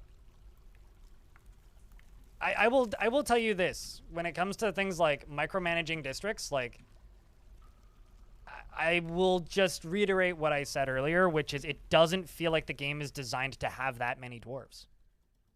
And you can take that however you want that. And you can be like, well, would it work if you did X thing? Sure, you can ask that question. I will give you the same response. It doesn't feel like the game was designed to be playable with that many dwarves. Like, the game's kind of population sweet spot, and what I personally feel they should be optimizing for is the, like, 150 to 200, maybe 300 range of dwarves. Because otherwise, there needs to be some pretty drastic redesigns of how dwarves cluster up in group, how they are organized, how the military is organized. Like, this UI is really pleasant and easy to use until this screen is full. Once you have more than 10 squads, it's like this UI becomes unwieldy, right? You can't reorganize things easily. It's kind of hard to manage. Like, you start to run into like technical limitations of how the game displays information that just gets more and more cumbersome with time. I don't know how else to explain this. I feel like this is just very straightforward and makes sense to me. And if you don't understand it at this point, go try it yourself and let me know how it goes. That's all I got, really. I don't know what else to say, guys. I mean, I don't really, like, it fits in one screen as far as my food and drink production goes. That's my food stockpile. That's my farms. Like, actually, I need some more farmers, probably. Yeah, I've kind of run low. That's my farms. That's my seeds. And as far as jobs go, it's literally just brew drink from plant, brew drink from fruit. Although brew drink from fruit should be a higher number, would.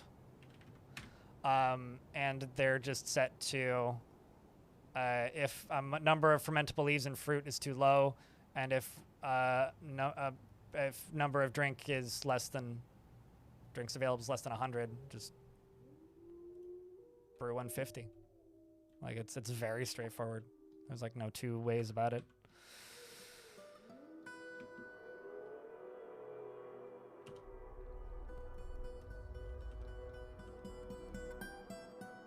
Now you have 7 Mary 3 songs stuck in your head. I don't even know what that is, so sorry. I don't know what I did, but I apologize.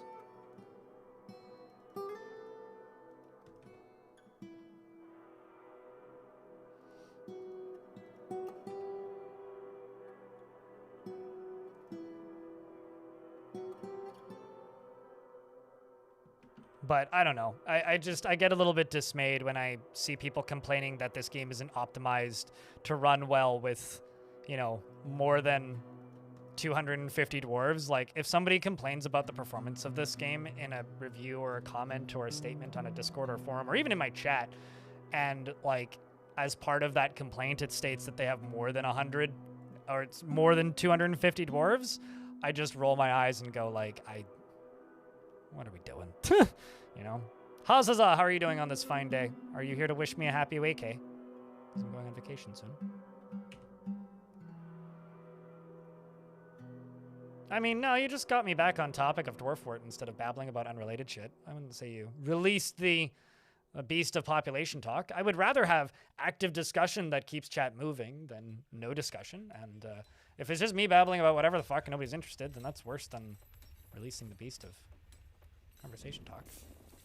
Okay, I gotta start with rocks. So it's a quarry probably, right?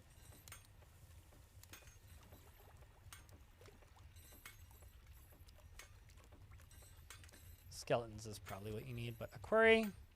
Rough gems, okay. Stacked leather, okay. Rough gems. Cut gems, what's after cut gems? Stacked cloth.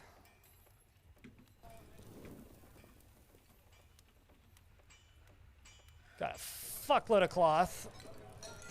Silk and alpaca wool. Sludge devil silk cloth? Wow. Well, I don't know.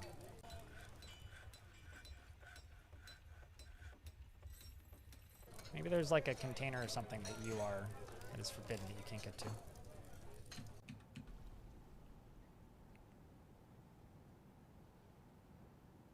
You like the idea of being good at this game? Well, I'll tell you this.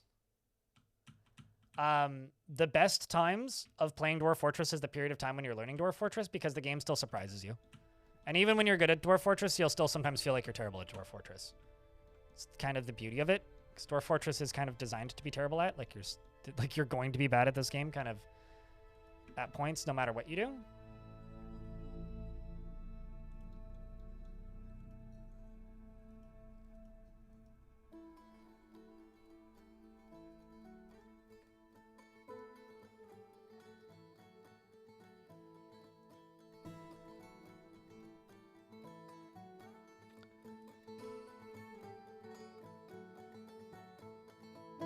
Let's just do those. Janky forts are the best forts. Yeah, no, I agree. But I think that janky forts that run at least acceptably well are the best forts.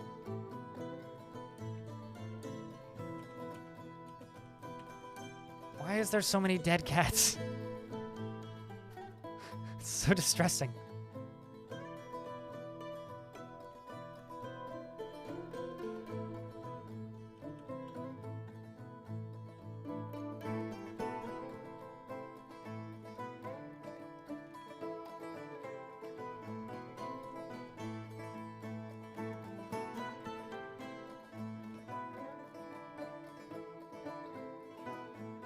And down here, I'm just going to place glass all over here so that we can at the very least, like, see what's going on over here. And up here, I'm also going to deconstruct all of this.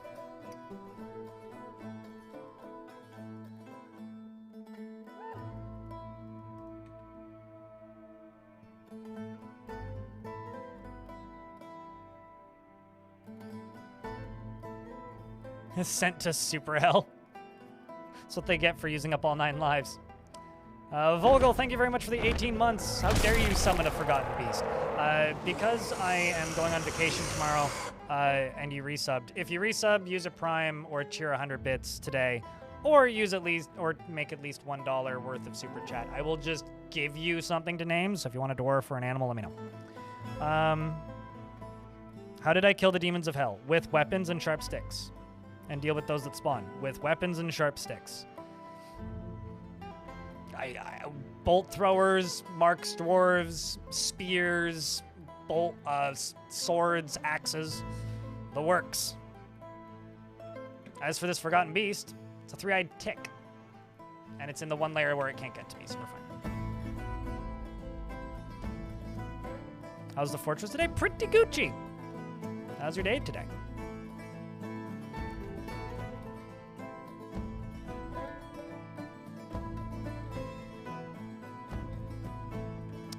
Actually gonna go to here.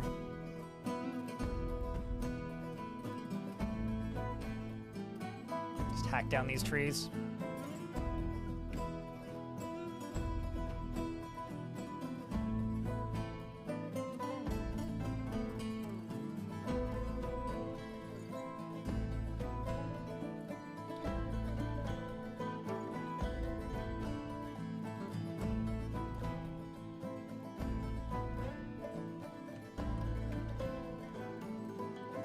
Poking around at your most recent fort, and you realize that literally every immigrant so far, population is 50, or rising the cap slowly over time. Gotcha is related to either by blood or marriage, with enough spots missing in the family tree that, or is a common occurrence you've never noticed before. That just means that you have a well-developed faction. That's all that means. It means your faction probably has a lot of history. If there's enough notable figures for everybody to like have some distant familiar relations, then it's just a very well-generated faction.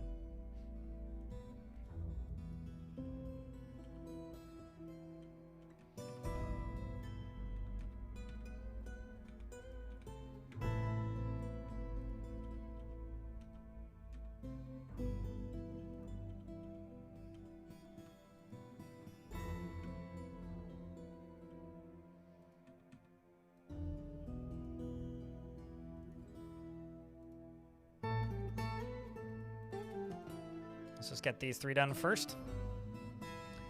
So I'm just trying to make the stairway more direct, which means I'm gonna have to make another one of these misgenerators. Quiet day at work, good food afterwards, hell yeah. Quiet day at work is always a positive. Best relaxing game soundtrack ever. You know, I do have a soft spot for the RimWorld soundtrack, but the Dwarf Fortress soundtrack is certainly up there. I definitely, it's in the upper echelons of top Dwarf Fortress works of music at this point for me.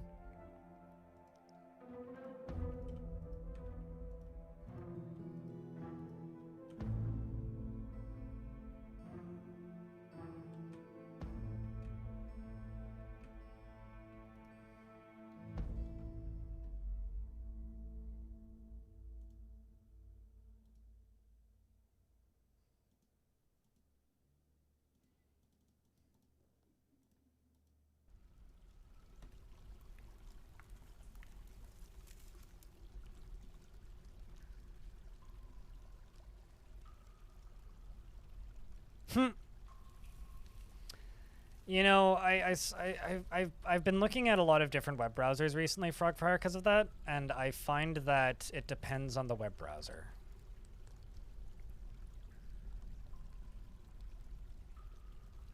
Wait, hold up. The Twitch tab takes 500 megabytes and the YouTube takes 2 gigabytes? I wonder if that's because like YouTube has like much higher quality capabilities. I never fully understood that. It's like YouTube, like for a while there, like the selling point of streaming on YouTube was, oh, they let you stream at 4K. I'm like, and who can load that? It's like, what percentage of the people watching can even like make use of that? I do actually wonder, like, what percentage of people watching on YouTube can actually run a stream at 4K?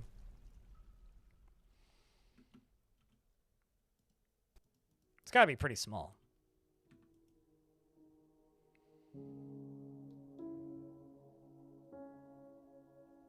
But yeah, that's all I can really think is like it's just gotta be like, you know, the fact that it can run at such a high resolution. I'm not judging your 4K ways. It just seems like a waste of bandwidth to me. Like we're not there yet.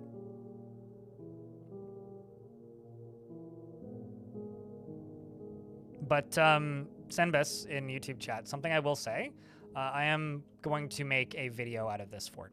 So you'll find out exactly how I defeated Hell in a coming video if you don't want to go back through the VODs.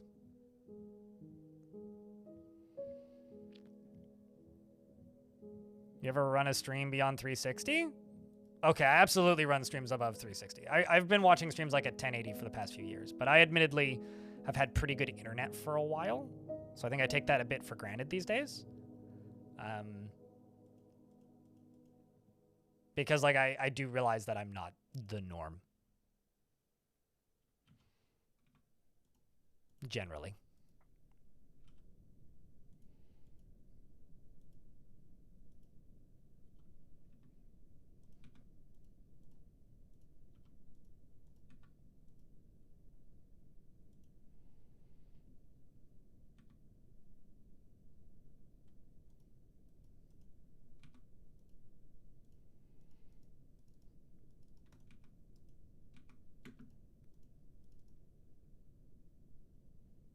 I'll just put those there. It'll be fine.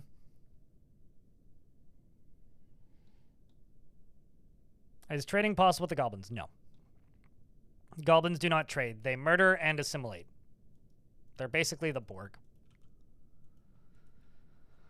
Because, you know, everybody has watched the very contemporary modern TV show Star Trek. Speaking of, an N with 2 heads has arrived.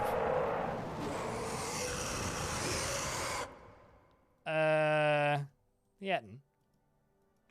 Ooh, this one's actually got an artifact. It's a perfect pig iron. Oh. And, some dum-dum was all the way out here and died immediately. Rip ton. That's unfortunate.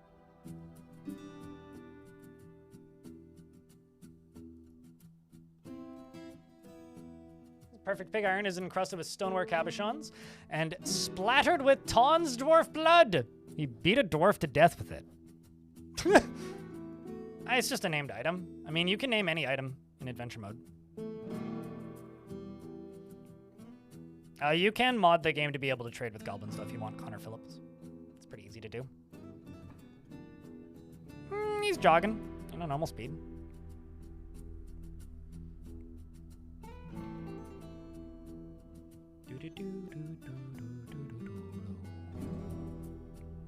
Oh no, kitty! I feel like the kitty's working together with the dragons to bait monsters in. Like, I feel like that's what's happening there. That's really what it seems like.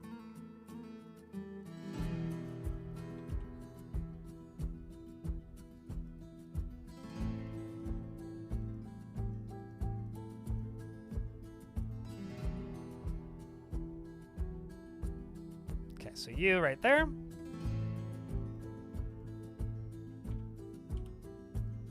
We'll just do diorite and diorite. Diorite there, and there, So this now goes all the way up. You guys can follow these dwarves as they dig. I'm gonna go take a piss. I will be right back.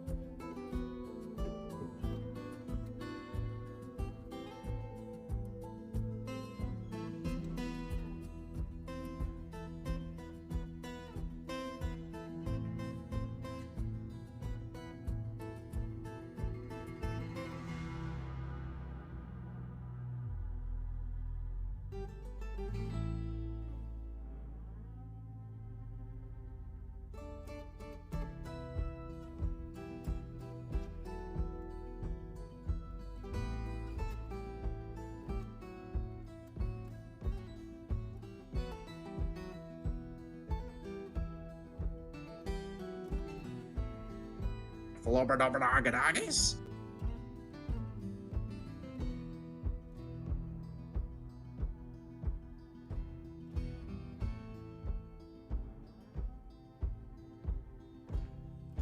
All right, we made it. Kobold indeed.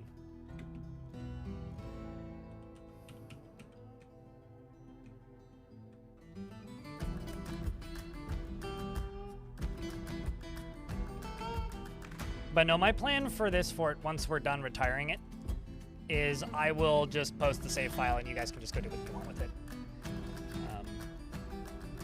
Like, if you want to build out this fortress more, tell more stories, do other things beyond me, I will just say go nuts. I honestly think, like, there's a point with a lot of forts where, like, that's just kind of the best thing to do, is just be like, you know what? I personally am done with this, but if you want to go do something with it, you're more than welcome to. And this fort's kind of getting to that point. Because I don't really know what else I can do with it that would be interesting to watch or, from my perspective, play.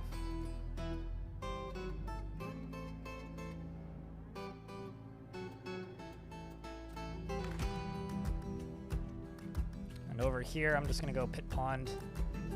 Just going to go start dumping water into these.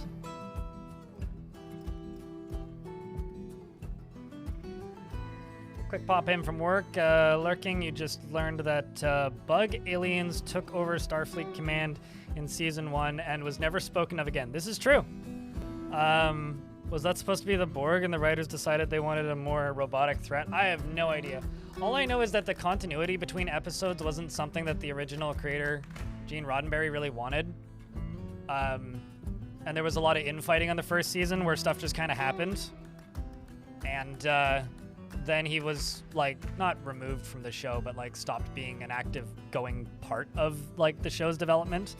And that was part of the reason why a lot of things just kind of got left. So there is something right behind this.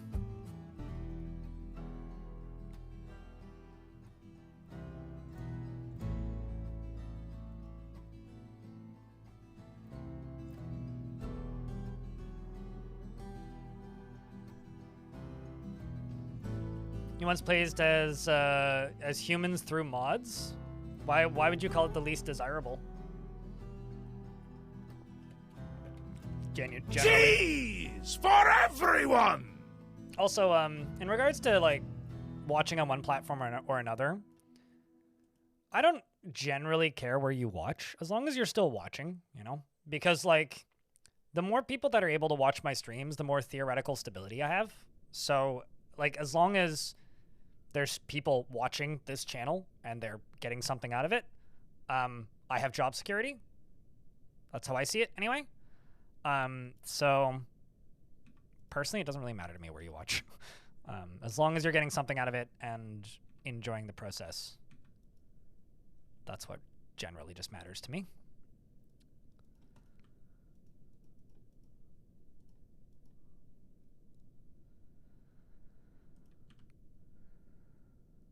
Just in case baddie pop out, we have soldiers back here.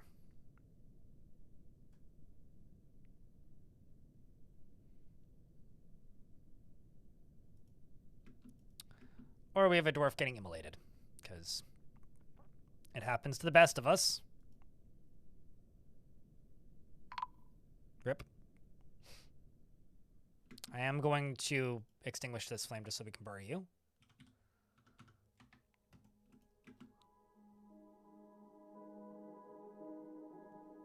Higher the number, the better. Yep. Jody. On Twitch, it's because, like, the higher your view count, the higher you'll be in people's following. So if, like, somebody jumps up out of nowhere, that's a thing that brings a lot of new people in. Like, it's really kind of interesting when, like, I end up on front page or something. Or when I get a big raid from somebody, as an example. Something that will often happen, like, as that happens, is I'll see a bunch of people I haven't seen in months, sometimes even years. They'll be like, whoa, I haven't seen you this high. I haven't seen you in my following list in forever. And it'll always be like, well, it's because, like, you know, it's been a long time since I've gotten raided with 1,000 people or whatever.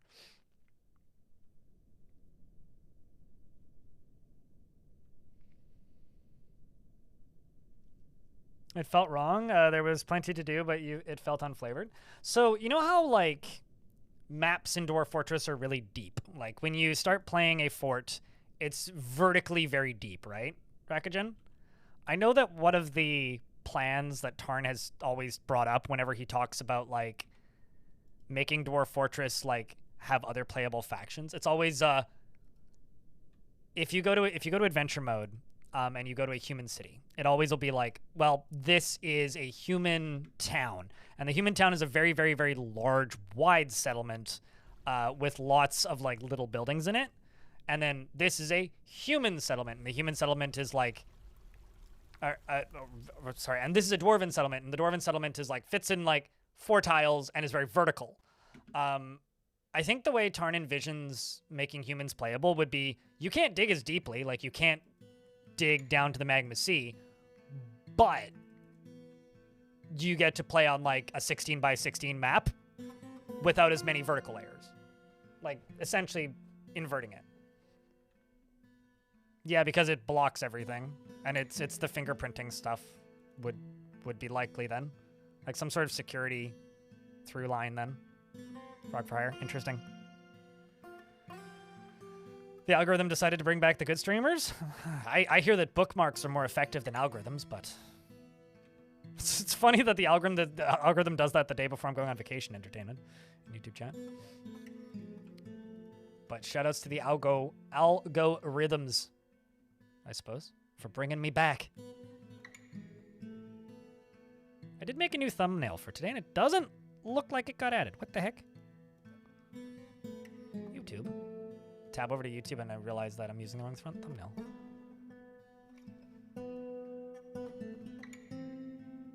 Oh. Well, that's why.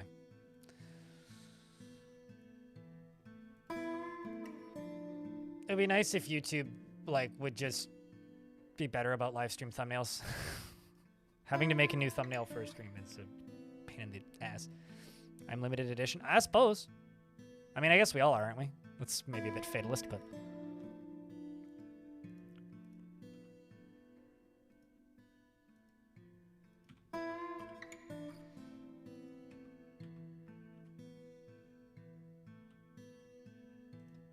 There's something behind this. So I'll smooth and fortify this spot.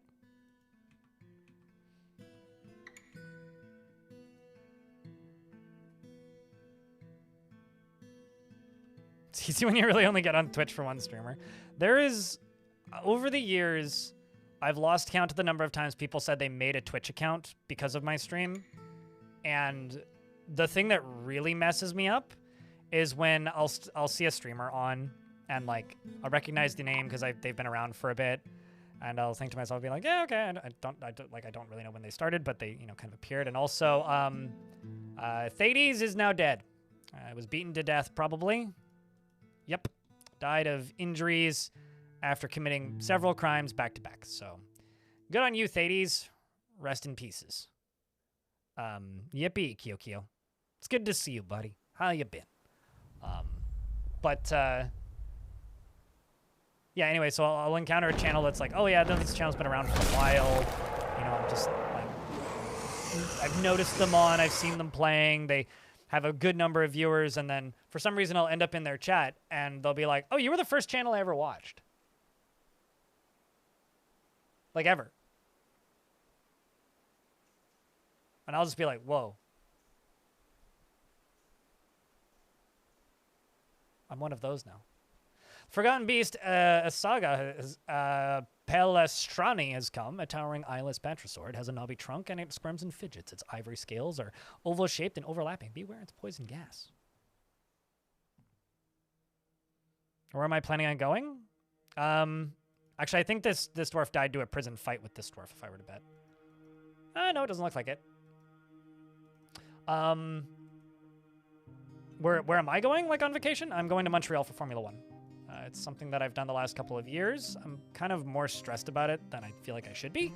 But I'm going with my dad, because my dad retired in April. So my dad is officially on the longest weekend. And so I convinced him to come with.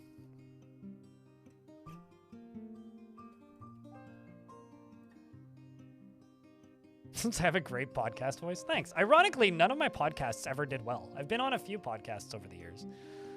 One of them had a very small cult following. Most of them still watch me. And the rest of them, like, all failed catastrophically and eventually went up in flames. And were pretty awful experiences. Now I don't do podcasts, and I kind of miss them.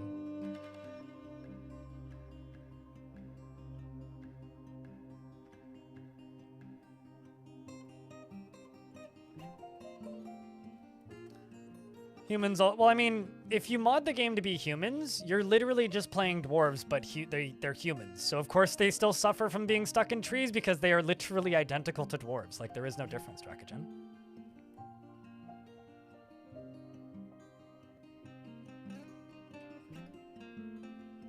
So, yeah, if you're in Montreal and you're going to be at the Grand Prix, feel free to wave at me.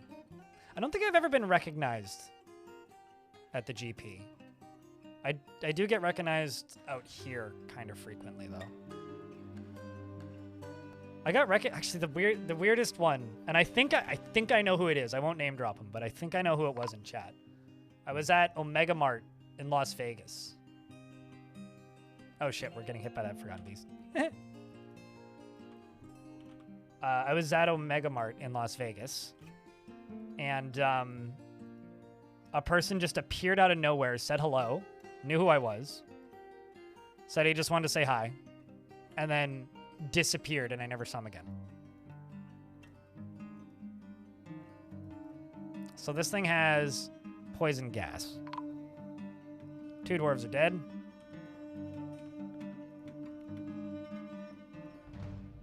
Soon to be 3 dwarves are dead. This dwarf's doing a pretty good job dodging it, though, even though you're bleeding. Pieces fly off of you. An animal trainer running past. Child running past. I should really station a handful of dragons in here. Very drowsy. Oh, interesting. I realize I could, like, you know, do more to try and fend this off, but the soldiers will get here soon. The miners may have it even. It doesn't seem all that strong. It's just a giant drowsiness machine, it seems. And there it goes. They beat it to death. So now we find out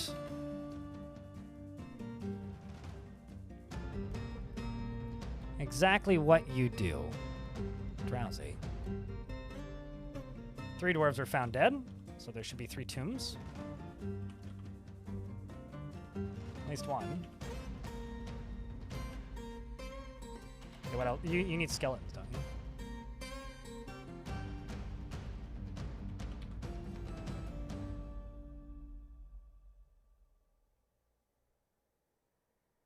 I'm gonna slaughter one of the dragons. Because you need bones, I think.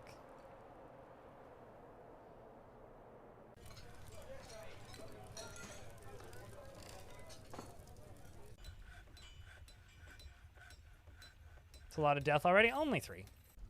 Considering how many dwarves fought with it, only 3 is fine.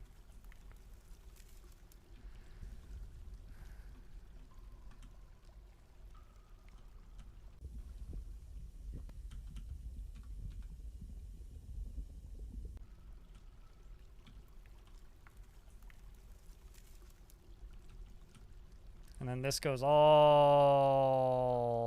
the way up to here.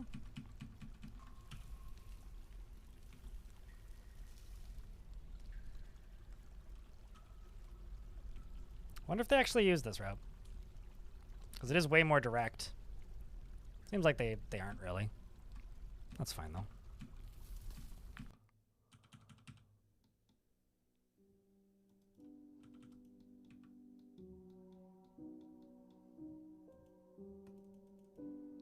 And then this just goes straight down into here, which goes straight down. Yeah, it seems like they go to right here and walk over. I can just get rid of this wall, though. I don't need this wall.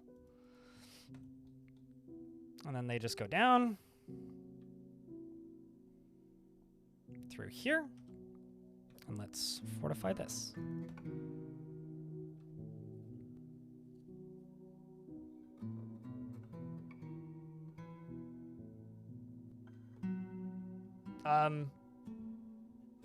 Nate's my name. What? Like, I'm actively reading and participating in conversations. So I'm not sure what the question is. Because your question is, like, didn't want to bother you. Would you mind a conversation with a fan? I'm actively talking with multiple people in chat simultaneously. So the rule here is you speak and I respond. Sometimes chat doesn't even want me responding.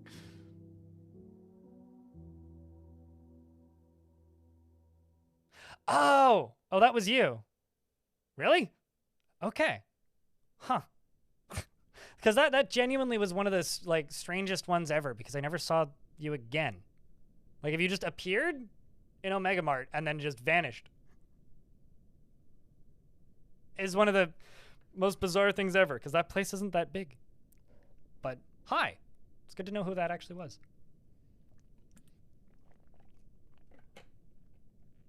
Oh, that wasn't you. Oh, okay.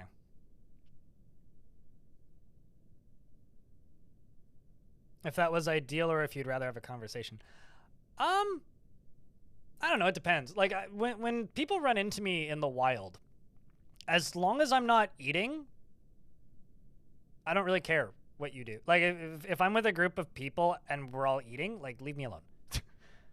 But if people walk up to me and just want to talk, like, that's totally fine. Generally, people don't want to talk, though. Usually, people just kind of say hi briefly and then walk away. Do the non-aggravated roamer clowns care about attacking you at the fort after the first wave? They're kind of like aggressive land animals. So, like, if you get into proximity with them, they will attack you. Kind of like cave crawlers, or it's more or less like the way the third cavern layer works or Untamed Wilds works. Like, if they walk past you and they're close by, they will attack you, but they're just kind of doing their routes and leaving the map. Talking scary? It depends on the person. I don't know. I think I've had, like, ironically, maybe one bad interaction with a fan who just, like, encountered me in the wild. And that was because I think he'd had a few too many drinks and just wanted to tell literally everybody in the general vicinity that he'd ever met that I was a very famous internet celebrity.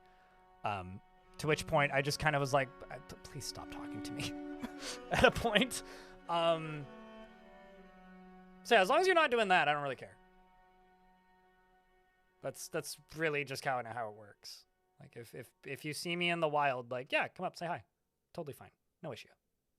It's only an issue if, like, hey, this guy's a YouTuber! Like, at that point, then I might quietly walk away. Be like, I don't know this person. This is weird.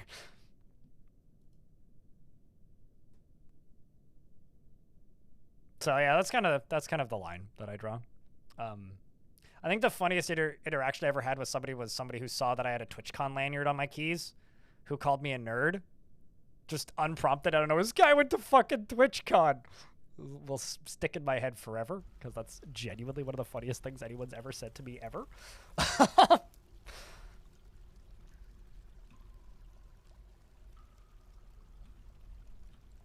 Because yes, I acknowledge that going to TwitchCon is pretty silly.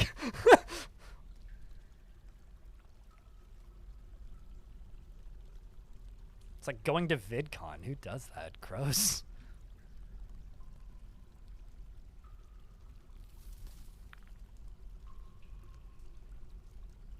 But no, the only reason that it was weird in Vegas is because Megamart, if you've never been to Megamart, it is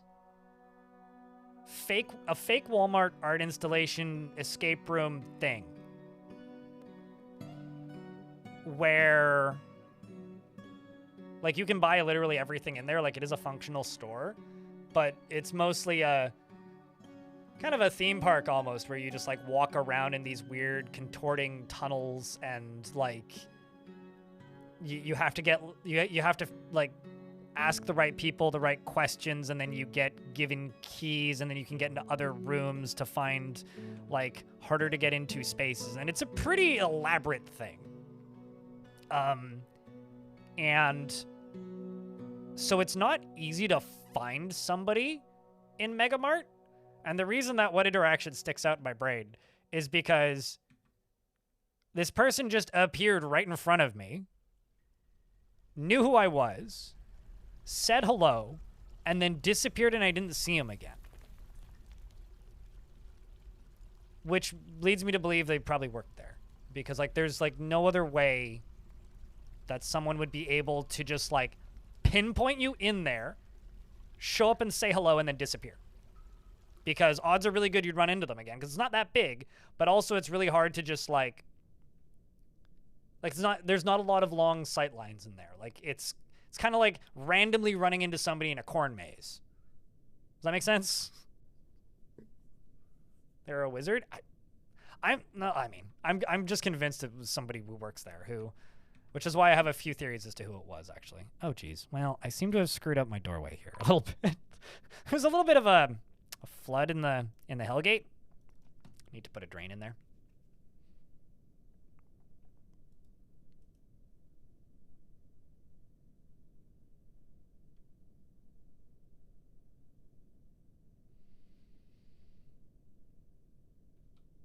Boosh. And look at this. Even more water. Which is actually what we want to see. So there's also something scary back there. So let's just chisel through that while we're at it.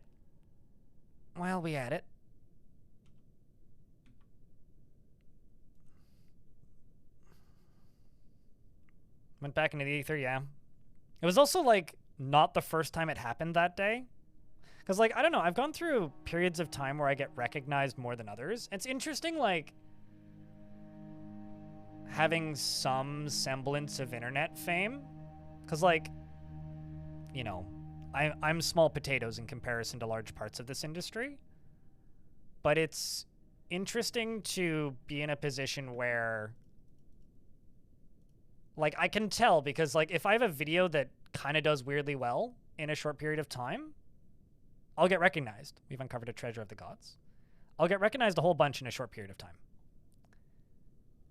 And then I won't get recognized for a really long time. But it just requires, like, a large influx of new people seeing. Without getting too deep into YouTube analytics, I can kind of predict when I'm going to get recognized. Because, like, YouTube kind of goes through cycles where it'll send your videos to new people, and then it goes through cycles where it just sends your videos to people who watch your videos a lot. So it's like YouTube classifies, like, your audience into several different categories, and it's like consistent viewers, regular viewers, casual viewers, and then infrequent viewers. And new viewers. So it's casual viewers and then new viewers. And if a video does kind of well or reaches a bigger audience, it'll get sent to a lot of your casual viewers instead of just the regular viewers. But every now and again, you'll get an influx of new viewers. And the last time I think that happened to me was when I released the Gremlin video. I haven't had a single video really do that since. The like History of Myths and Magic one did that a little bit. But the last one that really did that was the Gremlin video. And something like 50% of the audience of that video was a new viewer. I got recognized a lot around that time. And it's weird that happens. I don't know. It's hard to explain. It still doesn't feel real. I don't know. It's the thing I keep coming back to. I was going to queue something up, and now I can't remember what it was. What do I have for wafers? Very few. Because I think we're still making adamantine high boots and gauntlets, yes. Yes, we are!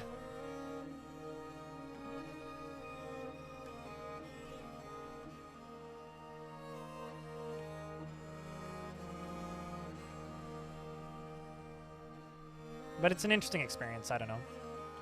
My big goal when it comes to YouTube right now, though, is I desperately, and I do mean desperately, want to get my YouTube account to 100,000 subscribers. Like, I really, really want that. I just want to have a fucking play button. I know it doesn't really matter. It's not as cool or as big a deal as it used to be. But man, I just want a goddamn play button. The Forgotten Beast set rub Nurmengod has come. A huge rattlesnake with external ribs. It has a fat, bulging trunk, and it squirms and fidgets. Check, can I get a round of beers for good luck? Its purple scales are large and overlapping. Beware its poison bite. So something that I think is really interesting, Nate, is like the average video I upload, you know, if it gets 20,000 viewers, or views, not viewers, 20,000 views, it'll have like 11,000 unique viewers. So like view counts are usually people watching videos twice. Okay, so it's going to collide with a dragon.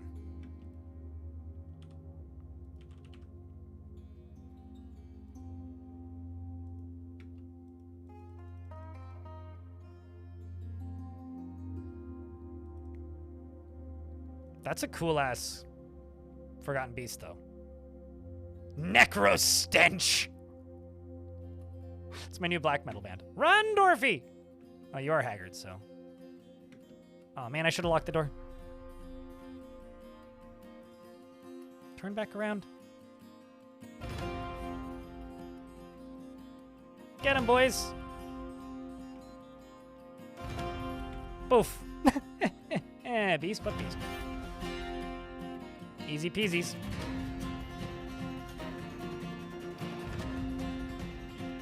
Can I get a round of applause for the baby dragon? What do the burdinating? If you'd like to name this dragon, the name request is available. Reduced to atoms? Reduced to atoms indeed.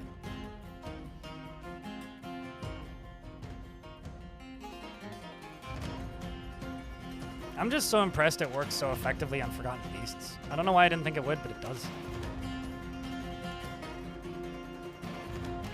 I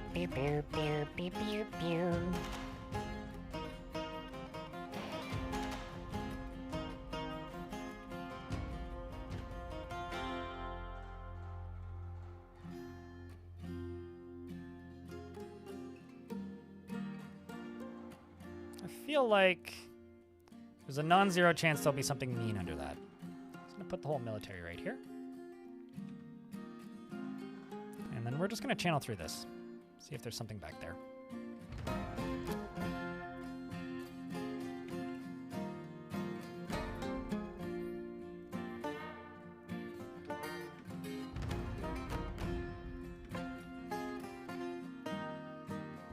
Trogdor the Burninator. So can I do a Trogdor to the Burnination or something? Because we already have a Trogdor. You got to be creative with the names because it turns out some people already come up with that. How about Trogdor, daughter of Trog? Nah? Anyway, she is trusting and she prefers to present herself modestly and tends to avoid any physical confrontation and works to spread this natural tendency with respect to martial prowess. She is occasionally overindulges and is a friendly individual, except for Forgotten Beasts, and she tends to be swayed by the emotional appeals. She has trouble by this and she dislikes the natural world and she feels discouraged often, is used to tragedy. There you go. Oh, it's a giant cave spider, is what this is. It's the Crystalline Shadows. The item is an exceptionally designed image of the Crystalline Shadows, the deity of caverns, mountains, at caverns and mountains, and it's depicted as a giant male cave spider. I never realized that, but apparently the god of caverns and mountains is a giant cave spider. Well, that's cool. Which is one of the more popular gods in this fort. That's pretty rad.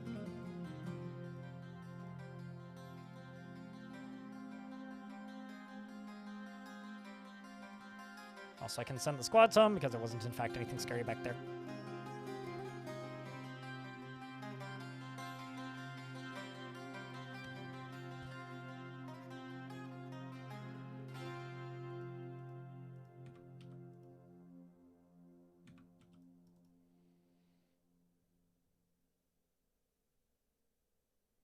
Rad and terrifying? Mm-hmm. Yep, both of those things.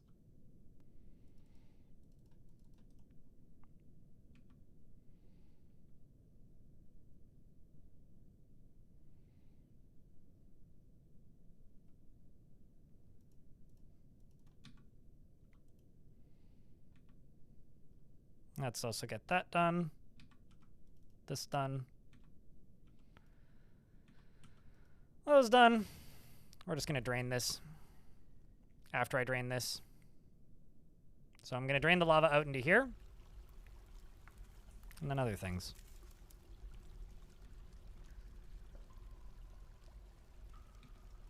Let's just go over into this corner. And go green glass blocks. Green glass blocks. Green glass blocks, green glass blocks, green glass blocks, and green glass blocks. See if there's anything else under here.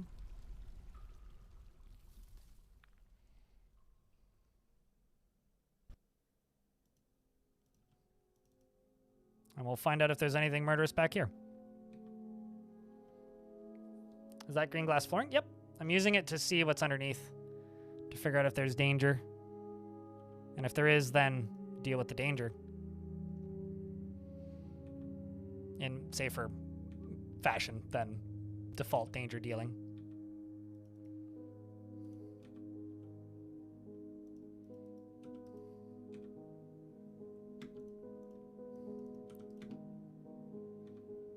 Okay, well, we found a decent chunk of liquids back there. I'm gonna just pause them from working on that, and we'll drain this lava in. Spider god of the underworld, caves and caverns.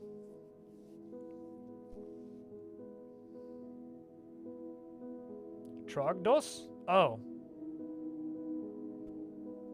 Wouldn't mom have to be Troguno then? Should we? So, Danny in YouTube chat says Trogdos, as in like Trog 2. I mean, you could name another one Trogdos for the low price of $1 or more in super chats, or $1 in bits, or a prime sub, or a gifted sub, or a resub. If you would like to name something Trogdos, we do have other baby Trogdors. It's not the only ones. There's multiples of them, in fact. I am, in fact, selling out-ish and being annoying about money today, but in my defense, that is purely because I'm going on vacation and going to miss a whole bunch of streams. So I got property taxes to pay in June.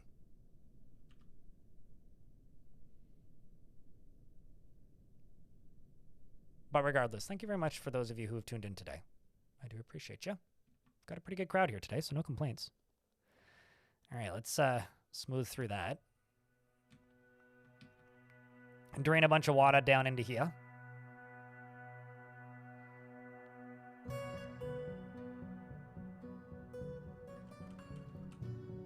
I think it's been an okay grind, though, hey?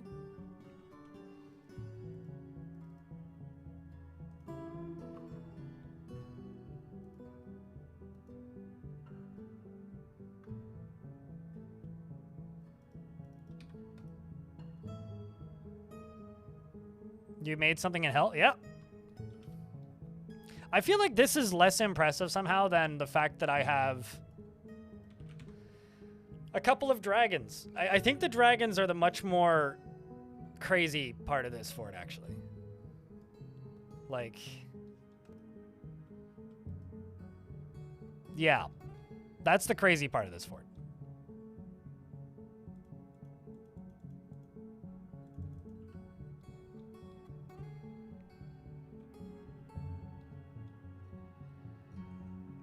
This has to be one of your most successful fortresses I've ever done.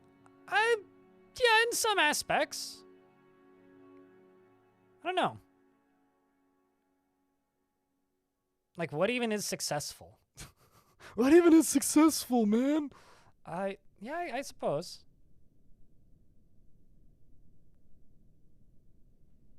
I mean, we are about to build a tavern in hell. I want to get this area, this level here, dug out. I have been being a bit slow about getting things done here, but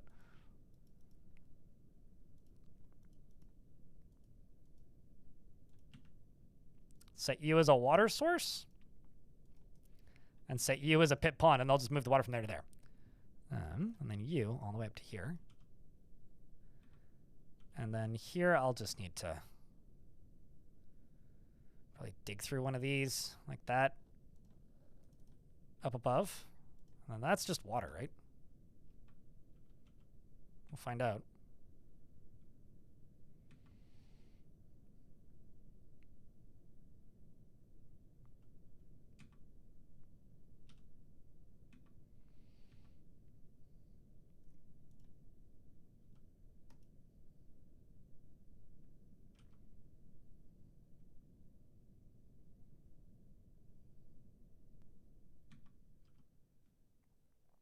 What are the forces of hell like? You might have to go back a few days. It's basically like getting attacked by about 300 forgotten beasts simultaneously. Margaritaville.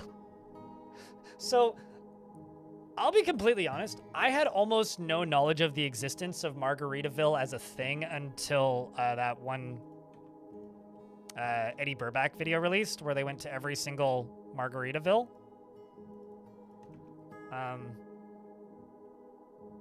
So, yeah.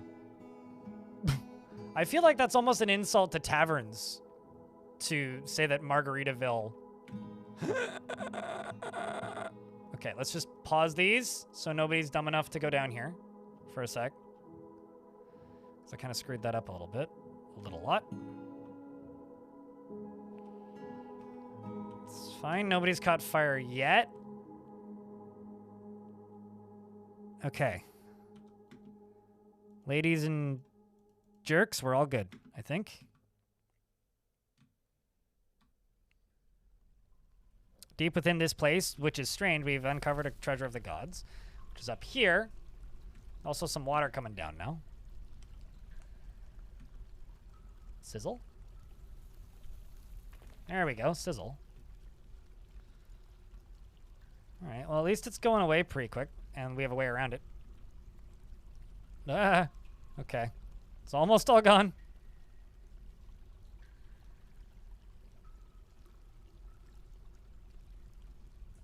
Okay. Well, aside from that being supremely sketchified and sketchy, I don't think anybody died. Whew! Wowzers. That could have been bad.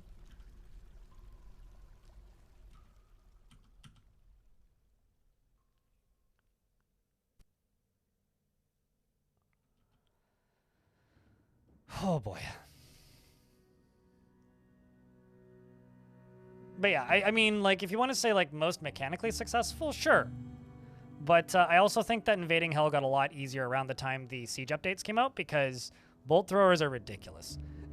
So, like, I don't know if I would have been able to do this really before bolt throwers. But now that bolt throwers are in the game, it's a lot more doable in a lot of ways.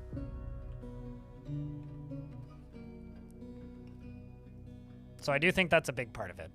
Oops, that's the wood choppy tool, not the tool that I actually want.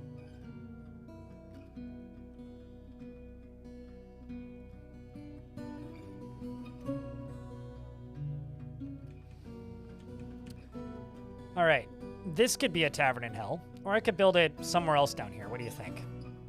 Maybe this could be a temple?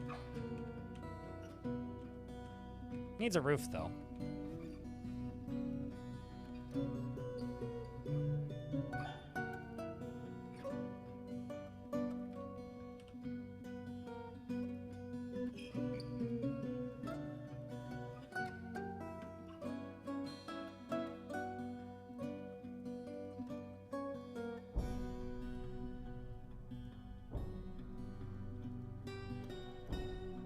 So we'll just do that a little bit. And let's get some tables down here. Got silver tables. Those are going to be heavy as hell and very far away.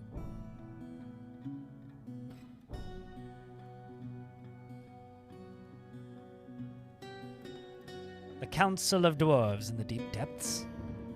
Do I have chairs? Hey, I do. Look at that.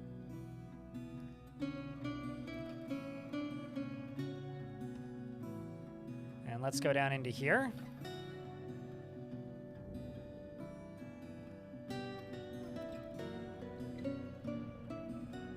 This is where Dwarf Fortress G7 will take place.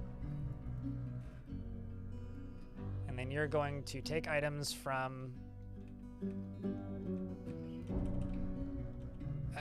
this right here. Stockpile 23.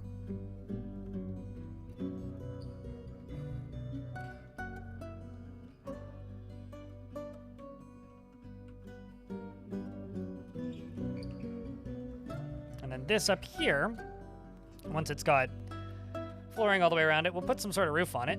I'm not sure what just yet, but something. Shem, the ghostly cleric has risen.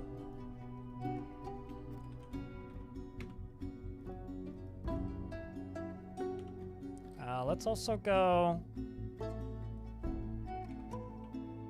bodies, body parts. I think most of these are just, yeah, they're all just outside. The question is, there's only 2 underworld critters right now that are visible.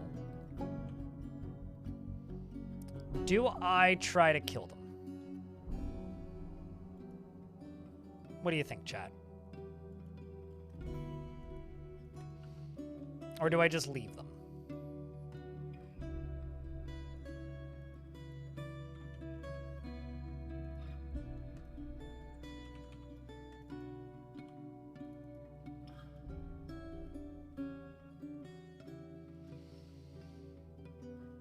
That's the question. Sounds dangerous? Oh, it is.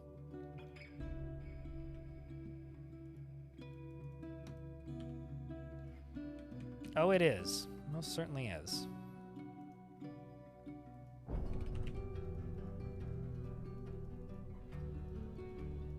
Kill with what? My soldiers' bolts? Basically? Is what I would kill them with? My weapons? Gold table, gold throne, gold chest, gold ore. I don't actually know how much of these we have, but I'm going to say make 6 gold chests, 20 and 20.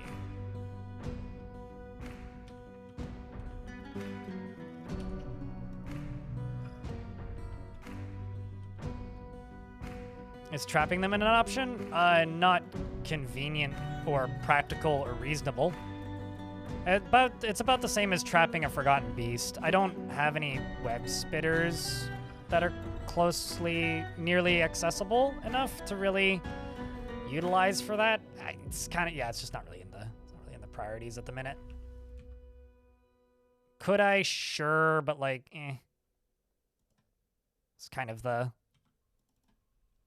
whole situation. Actually, I would argue Fire Orb might have been more successful, because Fire Orb was a fortress where I caught, which actually, since I have my Adventure Mode soundtrack now, Fire Orb is on one of the inner sleeves, the fortress, but Fire Orb built a giant green glass ball and then filled that green glass ball up with demons, and then separated the green glass ball from any notable supports around it and caved it into hell, or into a cavern layer below, and crushed all the demons inside.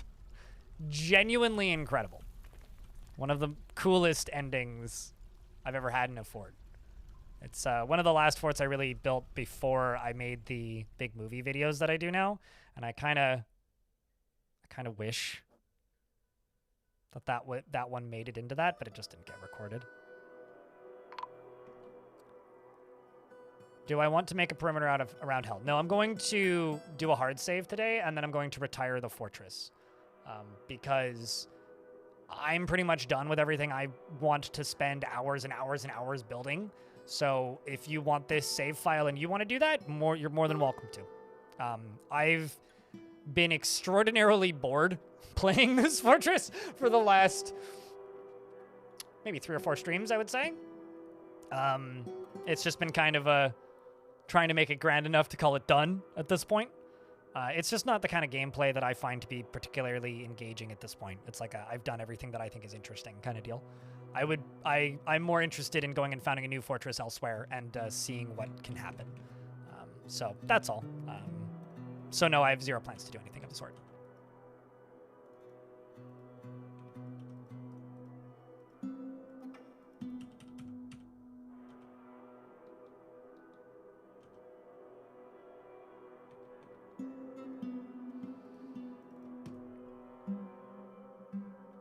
I'm not really taking ideas. I'll think about it until I get back from my vacation. Because I'm going away until next Tuesday, more or less. And then I will be editing a video on this fort. And then once I'm done with that, we'll think about what we'll do for the next one. I know it'll be in the same world. I've got a couple sort of ideas, but I'm not going to promise anything right now. Because I might get new ideas or plans may change or... Yeah, we'll see. I mean, this fort literally, like, the only plan going in was get a dragon. Want to start a new fort, but you're nowhere near as far along with drag bones as you are with this one, yet you really want to roll into the next one. So roll into the next one. Like, I think the biggest problem with streaming is you get, like, this preconceived notion that you have to do a certain thing a certain way. Just roll into the next one. Just don't do it. Just don't worry about it. You know? So I just had this Forgotten Beast arrive, which is a spider, which is the Hex of Cloaks. Let's actually just check. What is your ability? Beware its poison bite. It's a 3-eyed spider. I'm worried that this thing will have webs, actually.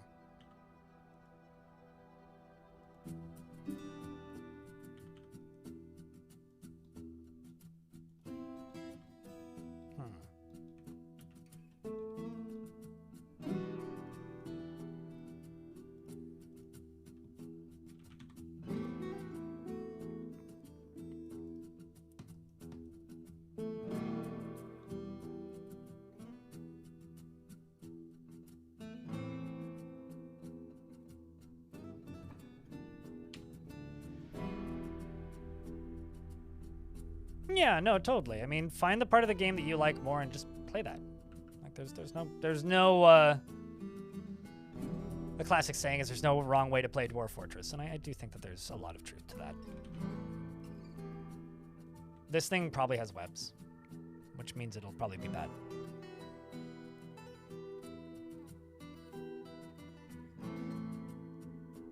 Oh, are you suggesting the classic bad idea that's literally mechanically impossible to play, which is 3 separate populations on one map, Theragorn? Yeah, you can suggest that all you want, but it's impossible. It's literally it's not possible. it's not possible to do it that way. You could try all you want, you'll just end up with canceled jobs. It's not possible. It's one of the reasons I just kind of ignore a lot of suggestions is because, like, people will always suggest things that I know are impossible. Okay, so that's fucked up.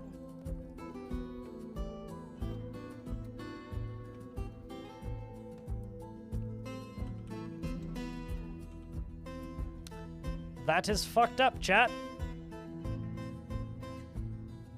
It's got webs. If you guys aren't excited yet, you better grab your bandanas and your hats because... oh boy, we got ourselves a Forgotten Beast with webs and a poison bite. It's literally just a stronger giant cave spider.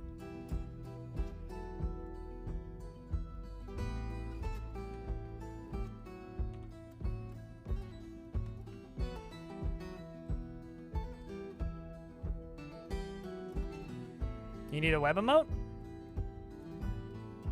We need $3.50 in bits. That's what we need. I'll keep that in mind as far as the web emoji goes. B. I mean, it would have to be like a lightly animated one, like the lava and the water ones, I think.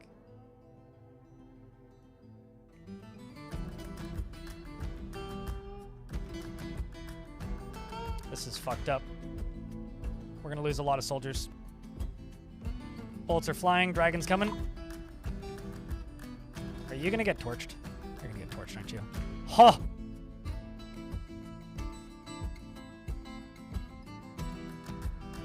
Sorry, dumbass. But at least we got it.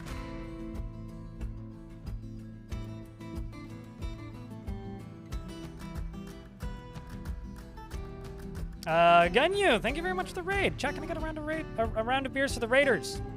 And shut up, if possible. If the mods are here, I'm just going to extinguish this. Because I want to be able to bury the bodies. Oh, well, we did get the dragon there in time. And we saved a lot of losses because of it, but man, that could have been bad. Lost Doran, Zon, Cole.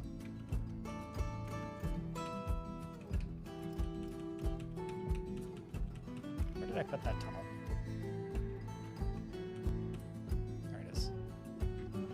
And Deduk. Could have been worse, could have been better. We got 2 baby dragons here.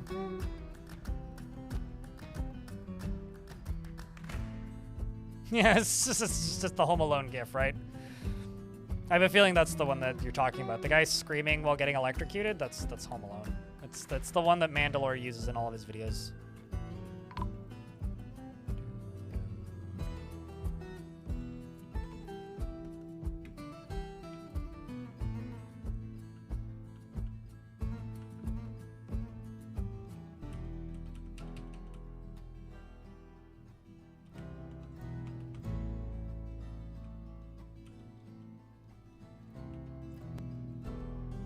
God, there's so many, like, unclaimed tombs. That's brutal, man.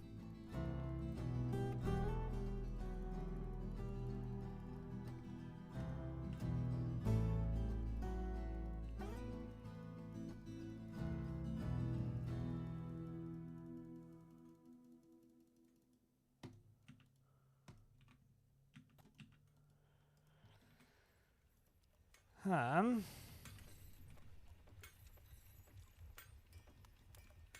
think I need more tombs.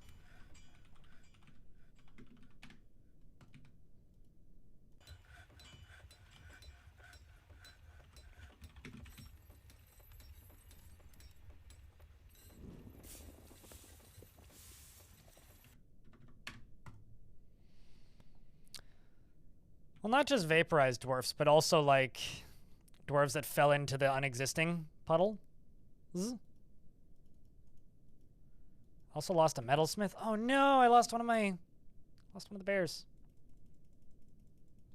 Is this like their entire civilization? No, not even close. It was a dead faction, but this is also our civilization because we founded a helix at one point, and I took over this goblin fortress, which we're now at peace with because it got taken back over, and I've also taken over maligned blades. So there are some of my population in this goblin fortress, but I've got this dark dwarven pits over there. So it was the entirety of the faction at one point, but it's expanded since.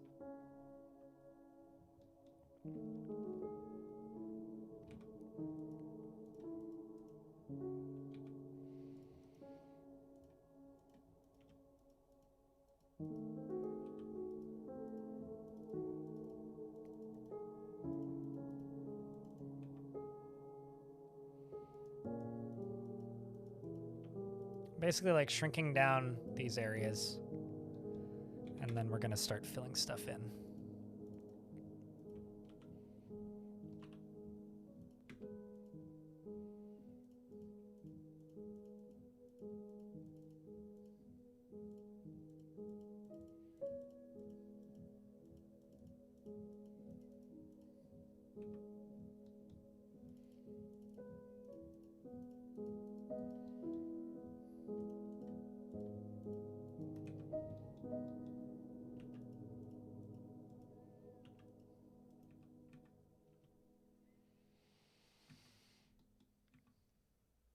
Okay, well, this layer can all be dug up.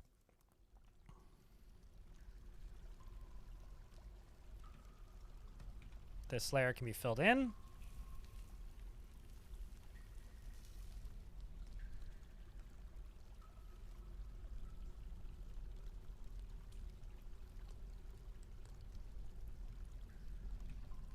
This layer can probably be filled in, but it can also just be fortified. Let's see if there's anything back there. I'm not going to fill all of them in, but there's a little bundle of lava back there, which I could just dig through this.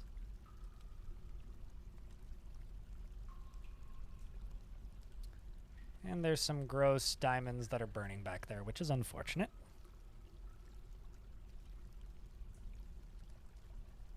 And there's something evil back there, I think. Dylan Artho, thanks as well for the raid. Hello. Sorry, everybody raided me in the last 10 minutes. Hope you're doing well.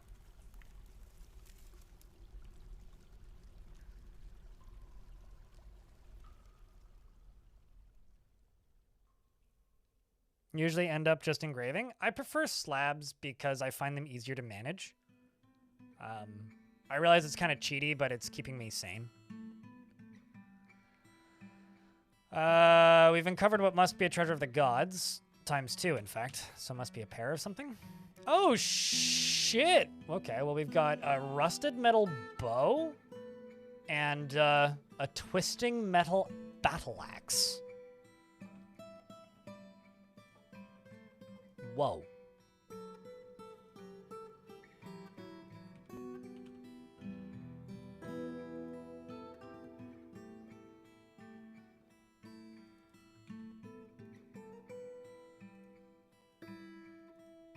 That's cool.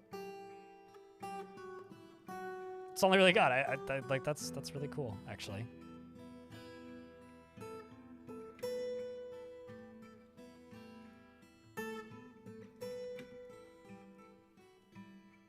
Nope, not shale. But how was the raid? Or how was the stream, rather, from the raiders, from both Ginyu and Telenartho? This has been a very busy fort. A whole lot has been going on, so it's been kind of a lot to follow. But thank you very much, all the same. And I hope that your stream was good. This is going to be a dining hall, I think, which is why I should have just clicked done. And I'm going to assign this as an inn and tavern, which is the Walled Eater. Ugh.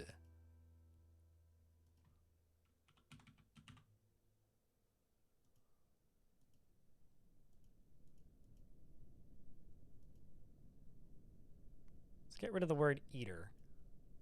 The Walled Under. The wall... Wait, is world? Yeah, there you go. The walled... The walled underworld, maybe? So, like...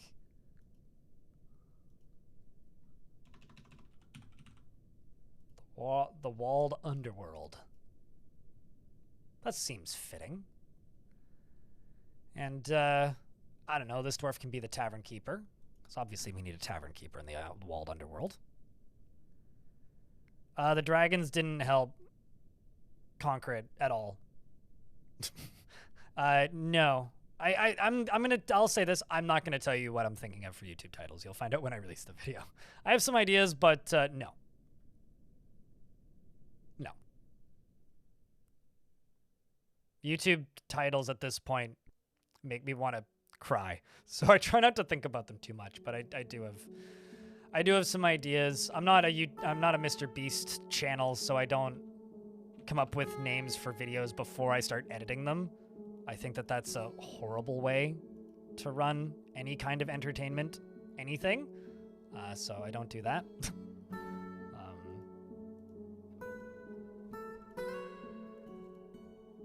Period. Thanks, mods, for the shoutouts.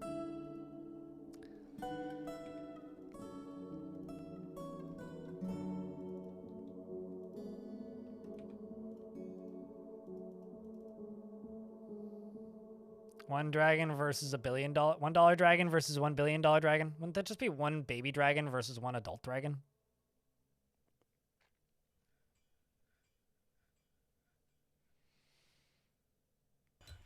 No, it's not. Because it's false information. Now, here I'll help you.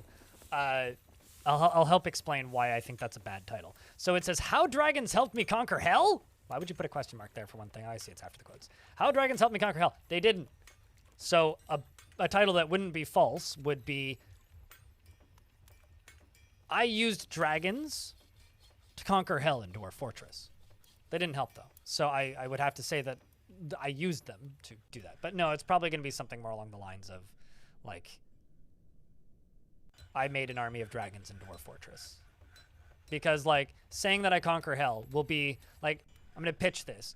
If this is an hour-and-a-half long video, conquering hell will happen in the last 20 minutes. I don't want to give spoilers in the title. I'm sorry. I realize that Netflix does this. But you know what? I ain't fucking Netflix. I charge too much. They can't afford me. So, no. Let's not talk about YouTube titles. YouTube titles are awful. It's a game that I have to play and I hate it. And the reality is, like, if you don't play it, you suffer for it. And none of them are, like, good titles for actual videos. Like, I don't even remember the titles of my videos. I remember what the video was about, but, like, before I go away until the 30th cooler, then I can actually get the art that you sent me implemented.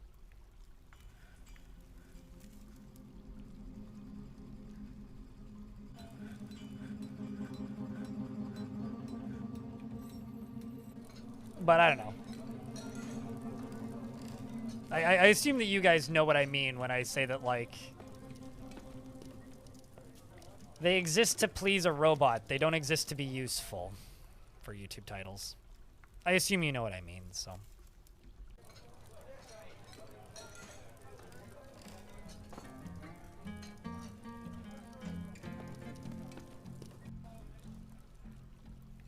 But one thing that I will say is another video that I'm working on already has a title, which is going to be something along the lines of the horrifying reality of Dwarven daycare, because we're making a video about Dwarven daycare, me and my editor, so that'll probably be out first, if I had to guess.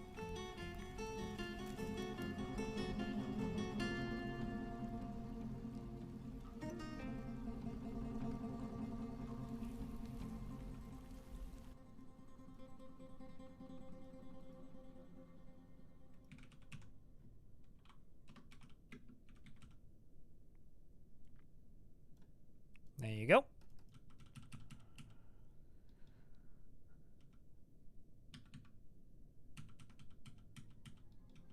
There it is. It's all the way up there.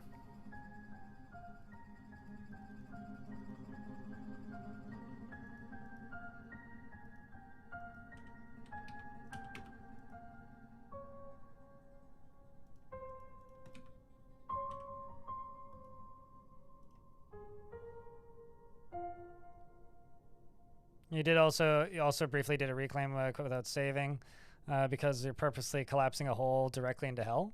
Oh yeah, absolutely, naturally. Early fort and fort proper, we're figuring out how to make a home.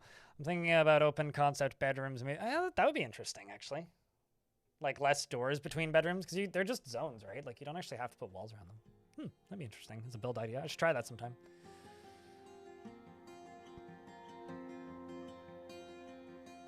YouTube video names makes me cry was with a huge edited photo of you with anime tears. This is a joke, yeah. Don't do that. You know what's funny is like that might, like, my YouTube titles ranked and make a tier list of the titles of my videos. Maybe I should actually do that. Make like a tier list of my own videos. Someone would watch that. I don't know. I try not to make sloppy content. Even the stuff that I do make that I think is like lower effort, I try not to make cruddy. like, I don't know. I'm just not enthusiastic in the right way enough to make things like tier lists. It's genuinely the reason I don't do it, is because I honestly think I'm just not, like, I'm not loud enough in that way. The only tier lists are the ones where I end crying. It's like, I listen to a podcast that has guests on it sometimes that I don't necessarily agree with, but it's kind of a tech news podcast, so I like most of the stuff that they do on that show. Anyway, they were talking about like modern day investing and like investing apps and like why they're just like kind of fucked, basically.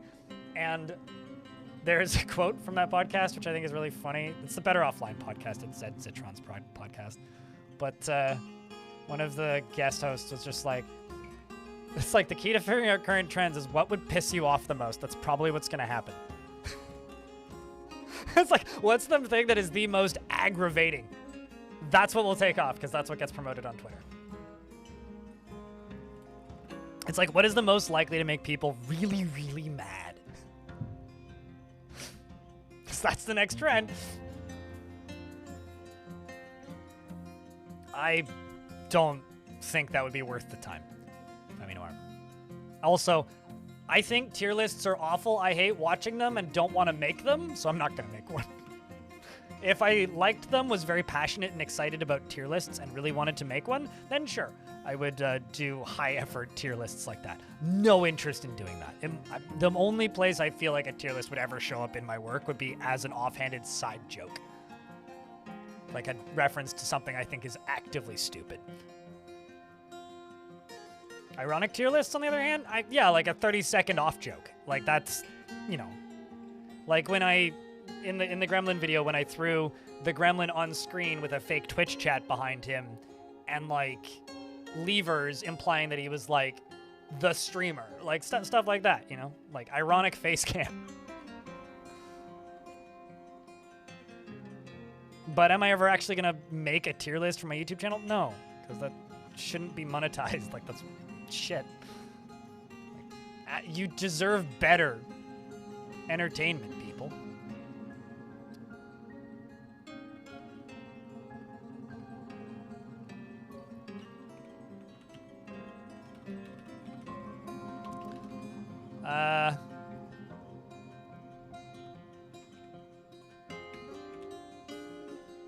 Let's make 100 iron bolts.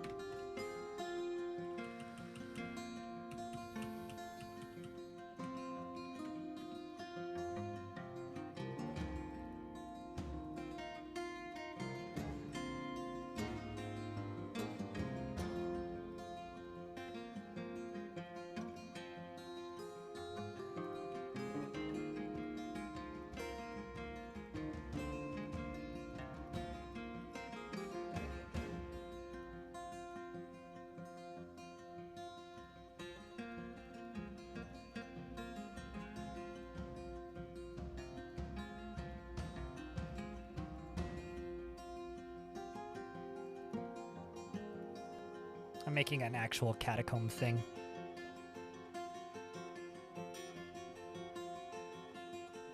For this next round of bodies.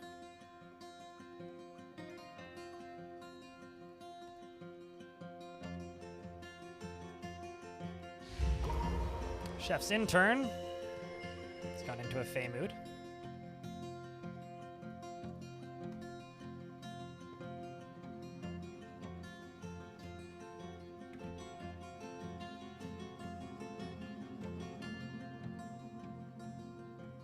Other list of tier list dwarves being S. Okay, you've just given me a free joke for a future video. I will throw that joke into a video when you least expect it. I mean, we have the tier list to prove it, you know, kind of thing. It's like pops up on the screen for like quarter of a second, goes away immediately. There's a world where I can make that funny, I think.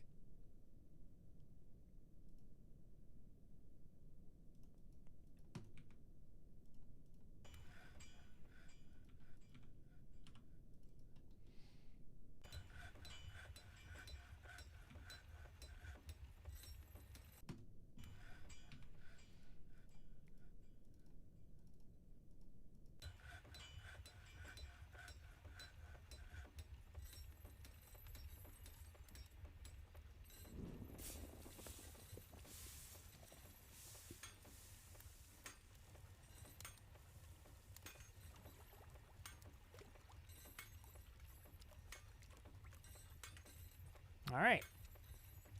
Now we wait for them to cancel a job when I least expect it. This is going to be my final batch of tombs, most likely. And I'm going to go here. I'm going to go to dragons.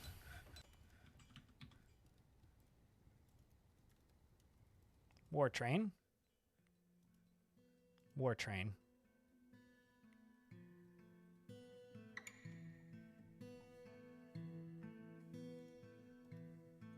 We're able to get 2 more dragon hatchlings.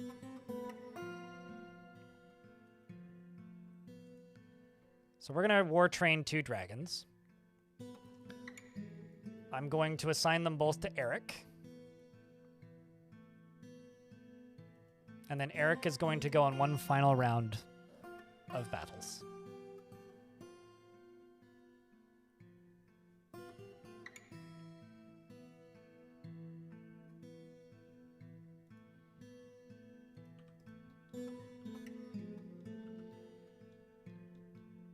So who should we invade, chat?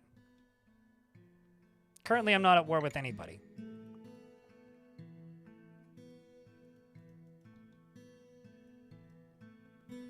Looks like it's bones that you need, probably.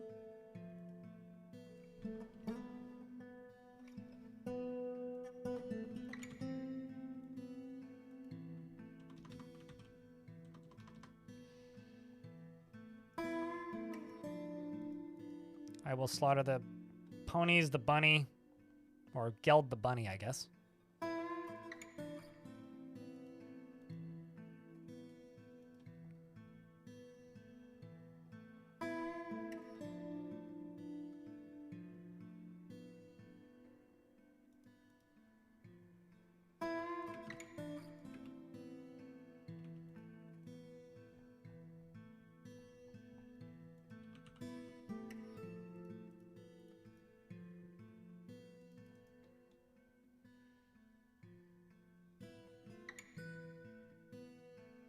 We actually left the Age of Myth and moved into the Age of Legends and then went back into the Age of Myth. Name one of the War Dragons, please? Sure. Let me just get them assigned first, and then we'll get them named.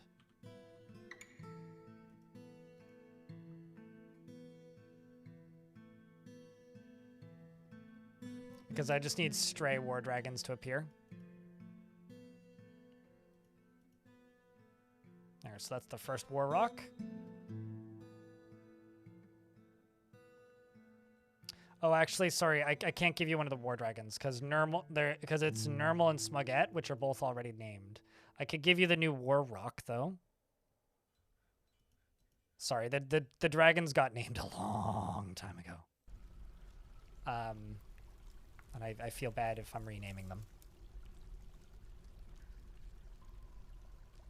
Yeah, I mean, yes, that's exactly how it works. Kyokyo Doya. War Rock is good? Okay.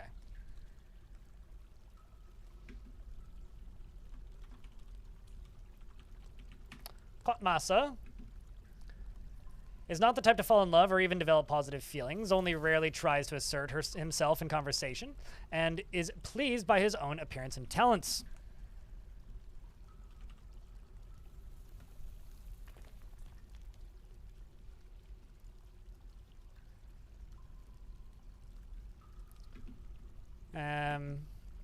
And is pleased by his own appearance and talents, isn't particularly curious about the world, and occasionally overindulges, sometimes acts with little determination and confidence, and has an active imagination, and is often cheerful, has a tendency to consider ideas and abstractions over practical applications, and does not have a great aesthetic sensitivity, is conflicted by this, as he values his artwork and his own creation.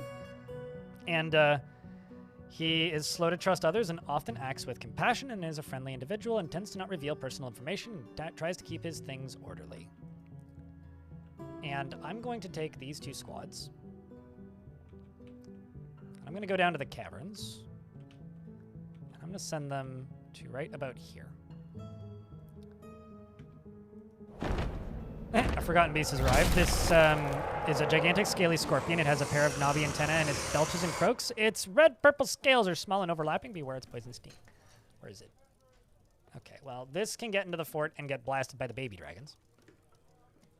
So chat, who are we attacking? Humans, elves, or goblins? Show of hands. Why do the baby rocks look so cursed? I have a question. Have you ever seen a baby owl? It's because they don't look as fucked up as baby owls, that's why.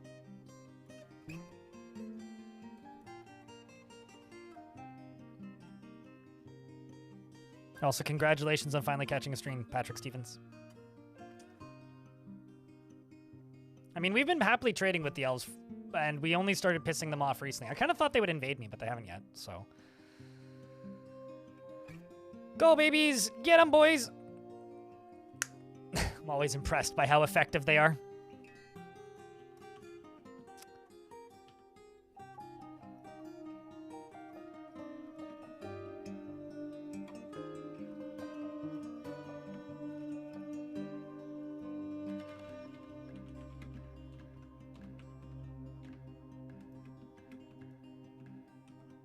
I need to make more tombs, I think.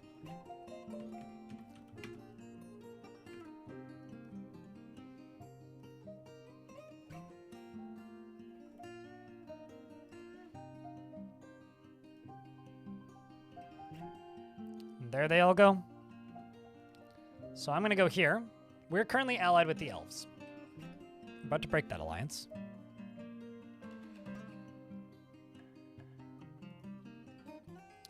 I'm going to go attack. We're going to go attempt to raise it.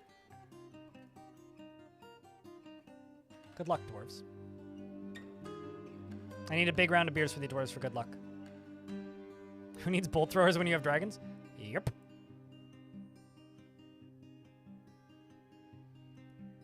Elves first. Keyword first.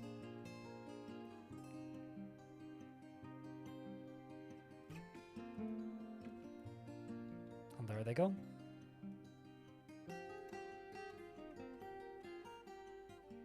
Come on, chat. Big round of beers. Chef's intern. The farmer has created Edim Matzang, a ruddy metal sarcophagus, and claims it as a family heirloom. Okay, well, that's yours. Officially, you get to keep that there, dwarf.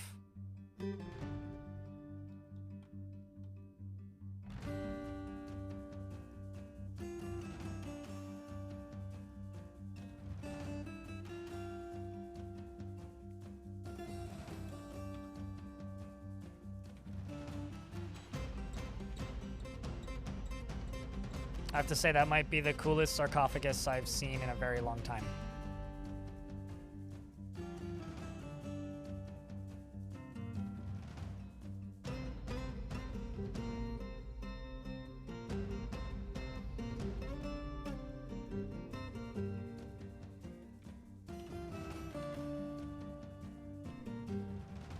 Because that's like a god metal sarcophagus. Like, how often do you see that?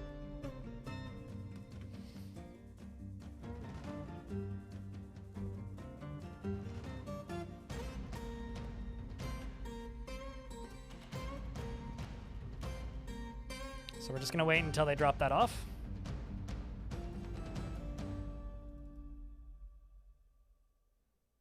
No, they stole one of my books because they left a map with one of my books. They'll bring it back. Chat, what's the coolest artifact you've gotten in recent memory? Because I think this one might be up there. That or the artifact great pick we got.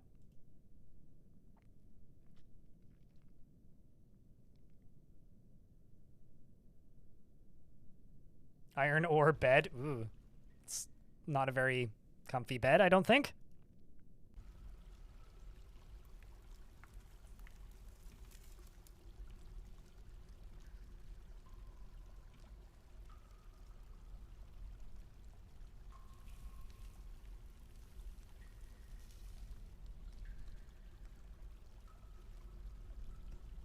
Like, that just can't be comfortable.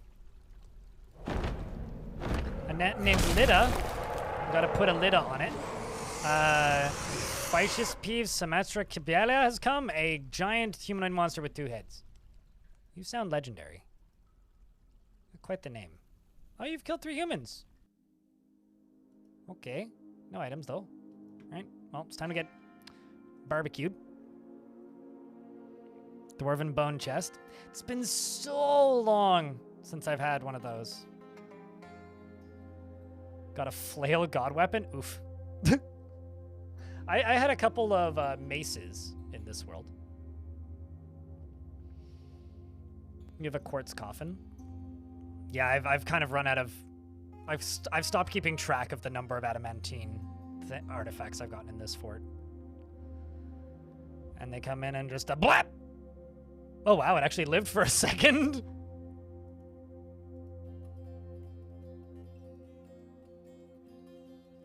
Yeah, we are also expert dragon trainers, which I think is kind of dope.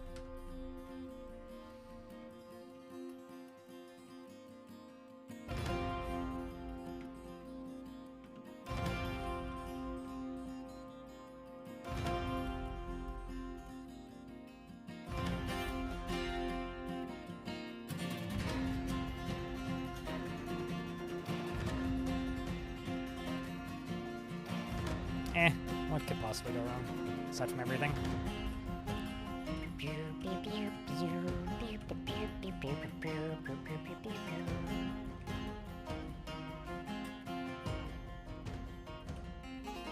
We're nearly there.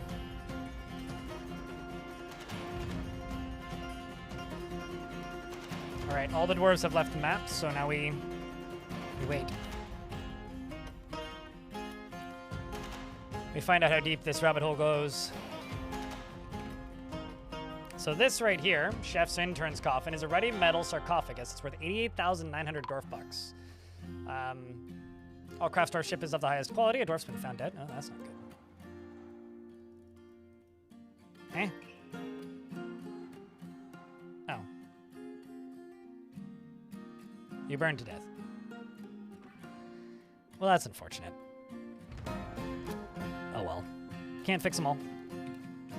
Let's finish reading that sarcophagus, though.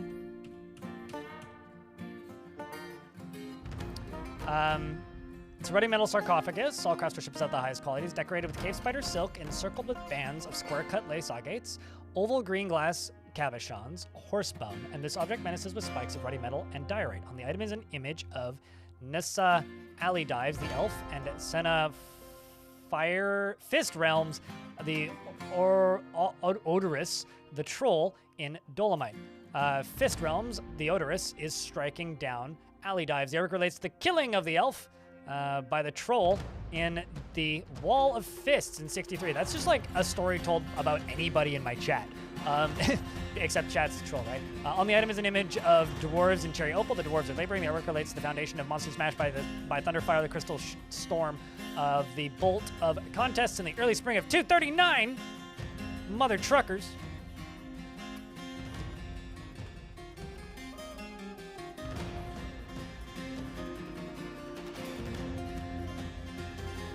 And learned that worlds contain much more dwarven bone stuff than one could expect. Oh yeah, also because a lot of them are just named items, right? And then like goblins don't care about making items out of living creatures and just will, like constantly. Like kind of indiscriminately, and do not have any shits given for it. So my dwarves have returned. How well do you think they did, chat? I sent them to raise an elven location. Well, 2 of the commanders have returned at the very least.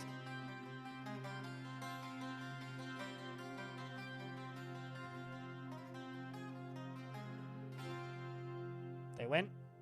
They saw. Udib led the attack, and the defenders, Udib's honorable dies outmatched the elf with a cunning plan, and the attackers had a strong positional advantage. Their leader was killed. The elf was struck down by Mebzeth Anvil sprayed the grim stream of galleys. That sounds like a pirate. Udib struck down Peak Paddle.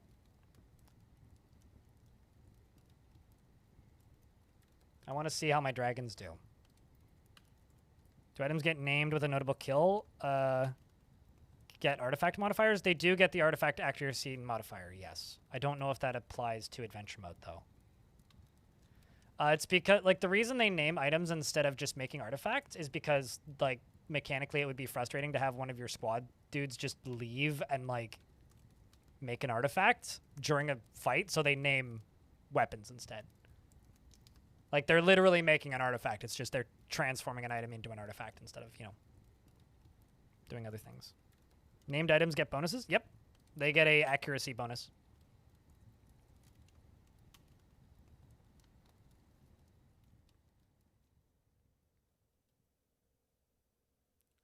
Polar bear women getting kills. Nish's getting kills. Something funny is getting kills. Who else is doing well? Stabby Femme killing elves. Locum taking them out. I mean, I didn't know that for years. I only know that because Putnam told me. And Putnam didn't know that until Putnam started looking at the code directly, so.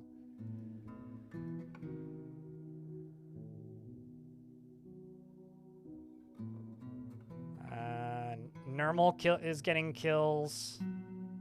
My Rock is getting kills. Kotsmessa is getting kills. Smoggette is getting kills. Look at baby Smoggy. Doing the stabbing. My Rock's getting kills. Smoggette's killing more things. They don't seem to have too many animals yet.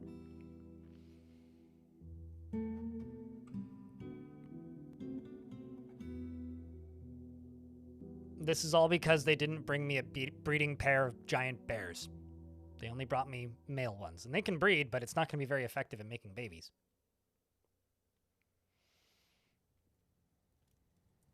Smoggette's doing work. Damn.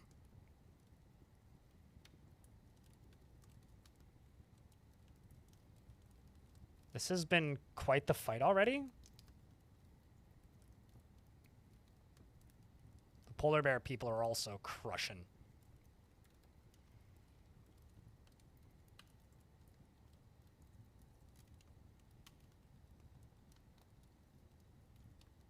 Holy crap.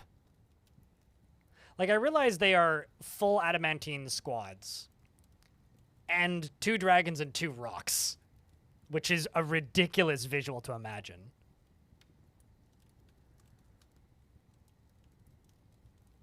But, oh my god. The accuracy on that dragon must be so high because he's not hitting my own dwarves.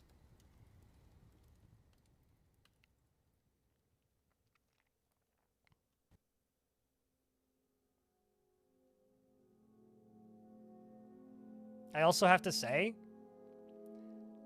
this is maybe only the 2nd or 3rd time I've ever sent war dragons to go attack something.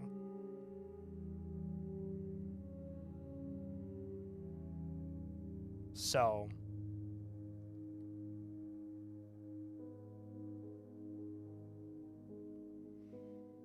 you had a period where you're making a lot of totems, which seemed like they must be an extra dwarfy thing, and you always get excited when a giant would arrive because imagine the happy dwarven children dancing around the giant totem. But no, I wonder if the goblins might make them in World Gen? Oh, I wonder. Yeah, I think that that's something that... Oh, wow, we're stealing books. Forces of Thunderfire search the place. So we'll find out if we rampage throughout the place at the very bottom. These are all books. We rampage throughout. Did we destroy it? That's the question. Doesn't look like we destroyed it, but... Oh my god. This elven location is called Crowd Thunder? Which is wild, because... Cloud Thunder was my fortress previously. All right, so we've attacked the elves. So if I go to Eric, how many kills are you up to? Okay, so this is the kills that this dwarf, right? It's a bunch of goblins, some forgotten beasts, and some elves. And then goblins, cave dragons, jabberers, trolls, ogres, tiger, cave dragons, vomit demon, and a blind cave ogre. There's just a vomit demon in the middle there. Because, you know. How about you?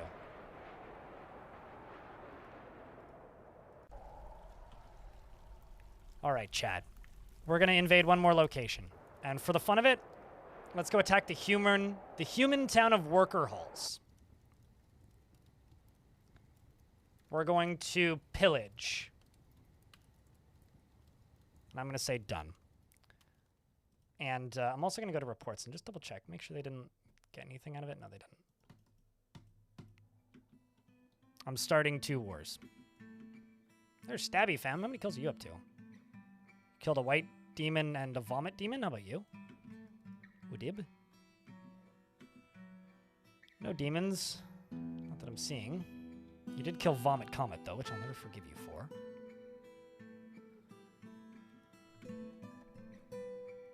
Udib, who just seems to be like a random dwarf. One blind demon. Jagged scars on your head. They're so fancy. Like, look at this dwarf. What a fucking dripped out dude. Like, she's got, like, adamantine gauntlets and shoes on, steel breastplate and greaves, but, like, adamantine helmet, a turban on top of it. Yeah, I showed that Puku's boss for sure.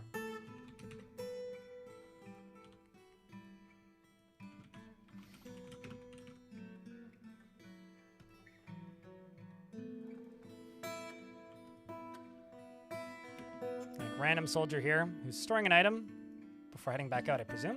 Yep. You've just killed 2 elves, that's it. What you? Something funny. It's kind of stressed out. But, you know, he did kill so many things. So many things. Like, if I go to pets, how's Normal doing?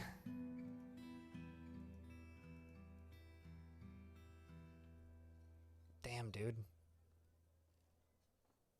I like how it's just like a cow.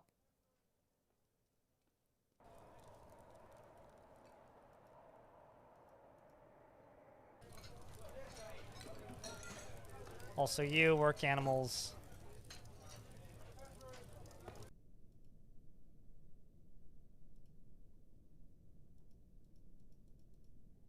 We're just going to give you all of them. All 12.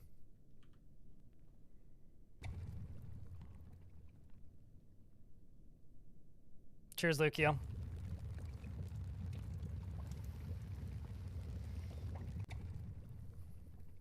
And there go the dwarves.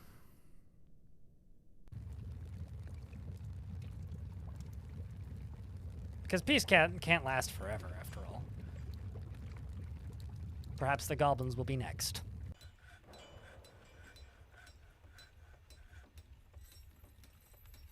For down here, just going to dig through this. Aquamoser! Because I've been giving people who subscribe today subscriptions, or not, who subscribe with subscriptions with primes or cheer bits or do $1 or more in super chats because I go on vacation today, which means I'm trying to get some semblance of a vacation time. Since I've been doing that, if you would like to name something, let me know. Thank you very much. Appreciate it.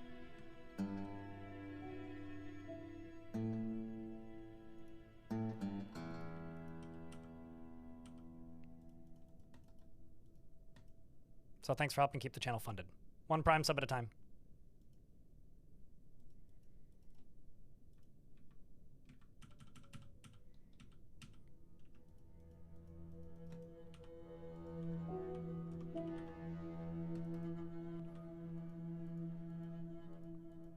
See if there's any ghosts that I'm missing. Nope, doesn't seem like it. Always the best woodcutter. Beard or no beard?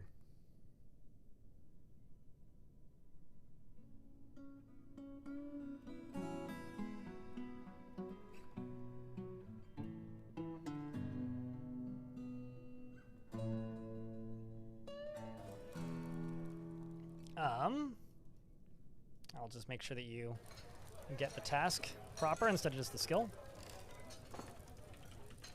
Mouser. He would be deeply satisfied if everyone could live as one in complete harmony. He has a low sense of self-esteem, and he is a pessimist. He tries to do things correctly each time. He has a greedy streak, and he is somewhat quarrelsome, though he is conflicted by this for more than one reason. He is curious and eager to learn, and he is grateful when others help him out, and he tries to return favors. He finds obligations confining, though he is conflicted by this for more than one reason, and he is brave in the face of imminent danger. He occasionally overindulges and becomes very focused during conversations when he's angry. And he talks very slowly when he's nervous. He needs alcohol to get through the working day and is getting used to tragedy. He dreams of crafting a masterwork someday, and personally has great respect for fairness and views competition as a crucial driving force and in the world, and values a harmonious existence. He likes Salvite and tin and red zircon, crystal glass, mongoose tooth, giant sperm whale bone, mussel shell, and the color pearl.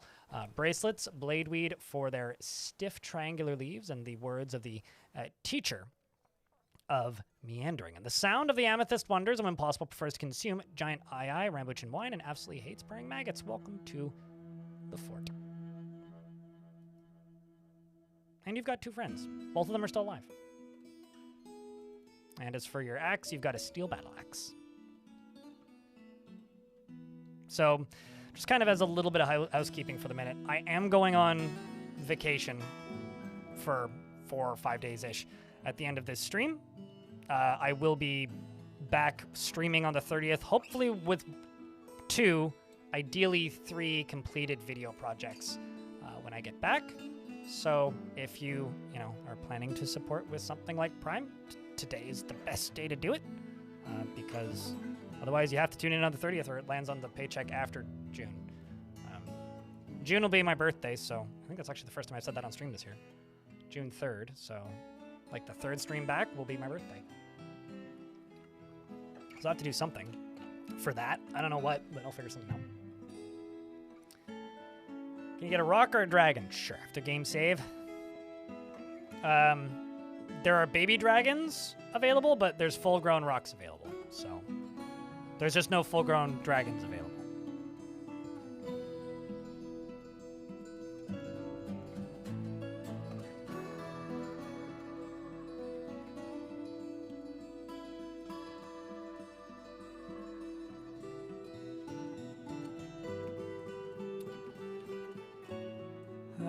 Rock. Okay. I just heard my neighbor sneeze. Bless you. He says that there's full-grown rocks available. Maybe there isn't. Well, they'll be full-grown very soon. Yeah, it's just 1 year and they'll be full-grown. So you get this naked thing.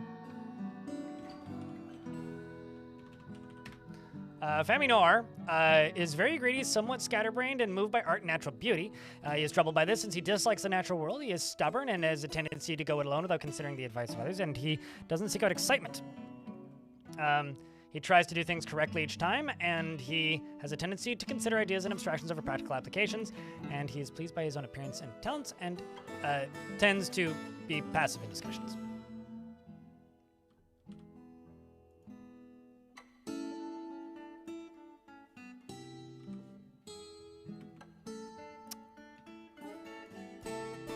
I think I may have fucked this up, chat.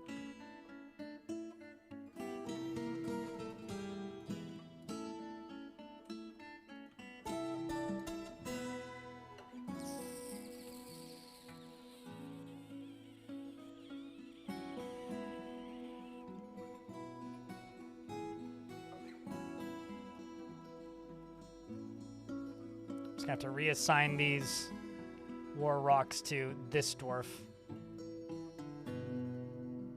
because otherwise they just won't leave the map.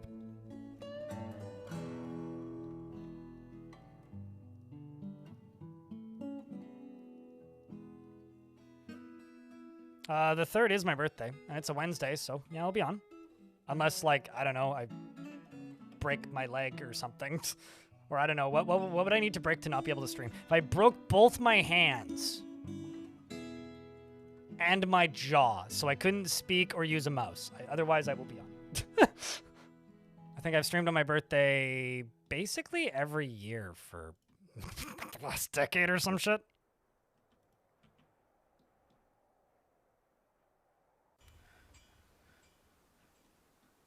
Believe it or not, I've streamed on my birthday quite a bit.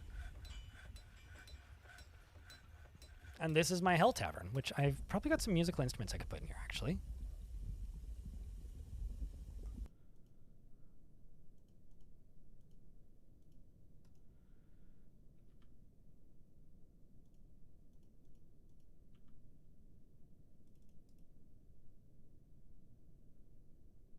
That's a crazy concept, isn't it, Stone?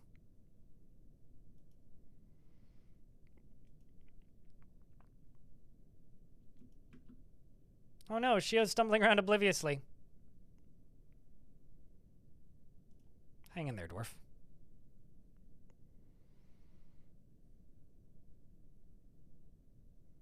I have to blink to select different keys on the keyboard, and I'm using eye tracking to know which key to push. Sponsored by Dolby Eye Tracking. Gleno. It's a good thing that, like, the horrific accident that he was in didn't take out both of his eyes. Or even just the good eye. It's the only thing he didn't lose.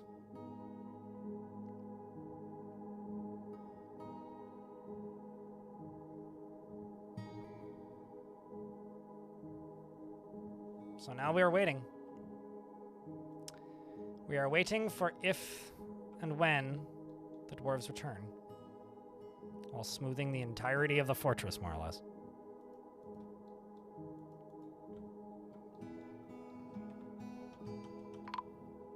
A human caravan has arrived.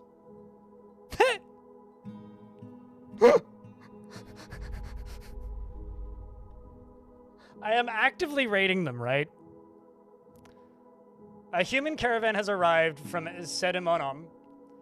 The presence of your ruler has attracted great riches. Overall trade sentiments are terrible. I am actively invading them at the minute. That is really funny. Oh my fucking god.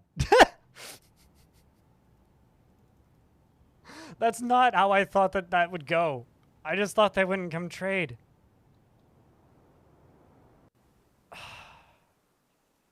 That's a tribute to ask for peace.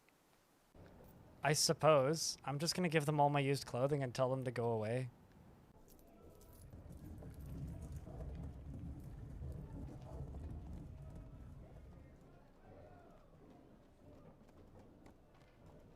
That is so funny, man.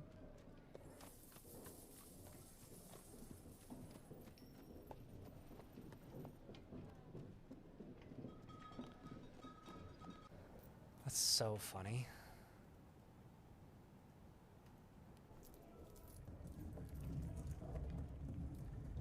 Start giving them their stuff back. Oh, that we pillaged from them? Yeah, maybe.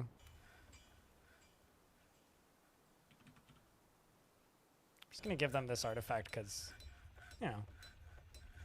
Do I really care? No.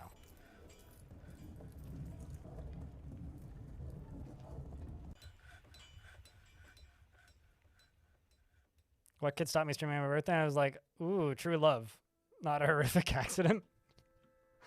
I think if it was true love, a partner would let me stream on my birthday.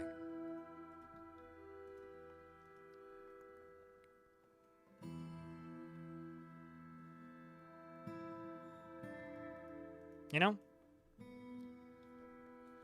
Like if somebody, like if I wasn't single for at some point in my life, which is hard to imagine at this point,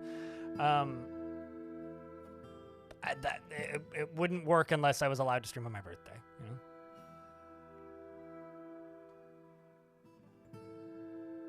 Just, you know, Omega in YouTube chat says that's the ultimate challenge run blind. Play with eyes only. Here's the real challenge one. Ears wide open.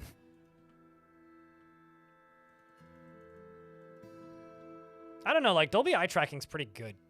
You could probably like use an eye tracker as a mouse and do it that way. I feel like you could do that.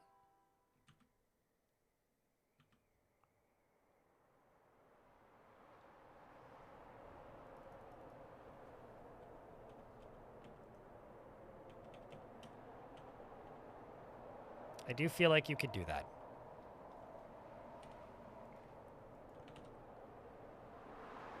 Good. So the entire squad has left, and the remaining animals all belong to this one, so shouldn't be trying to leave, so I assume that they are now fighting.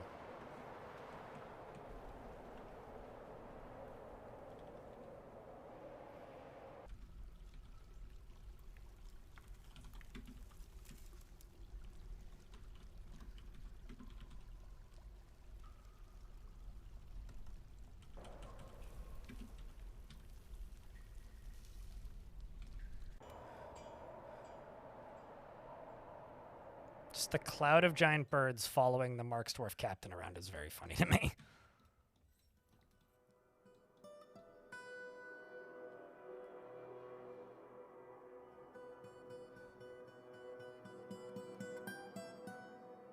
But yeah, at the end of the day, all I really have to say is, if you happen to have a Prime sub, think about me. I know that I'll be on vacation for a bit, but when I get back, don't forget. There's a forgotten beast composed of ice. It has wings, and it appears to be emaciated. Beware its poison gas. Where is it? Ooh. Ice beast versus Dragonfeuer. Place your bets, chat. Beast or dragons? I know it's an obvious bet. I'm just baiting for chat activity. Another human caravan has arrived, but these ones don't hate me. Look at that. Duca Bihal has arrived, and trade sentiments are good. We should definitely trade with them more. I think Devil Dawn gets it, you know? Burn, Beastie, burn. Disco Inferno.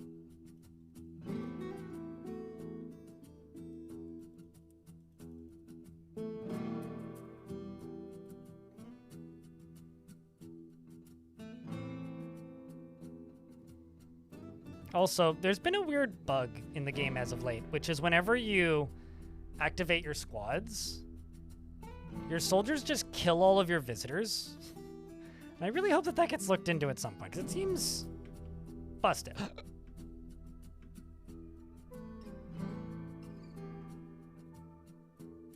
Busted.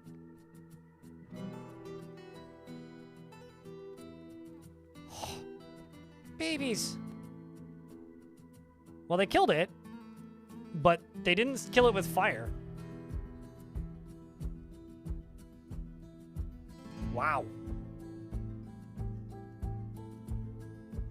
My heart. It sank for a second there. I thought they were going, it was just going to kill them both, like, instantly. But they got him.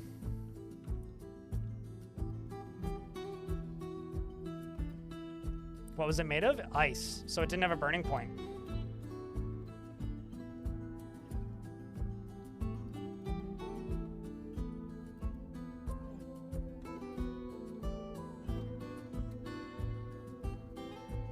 Oh, a kitten adopted my tavern keeper.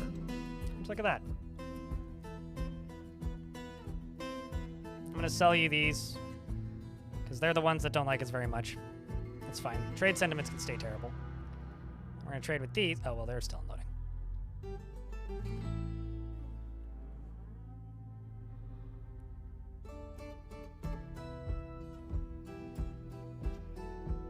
I'm not gonna lie, Sophitus. In the event where I'm not single anymore in my life, I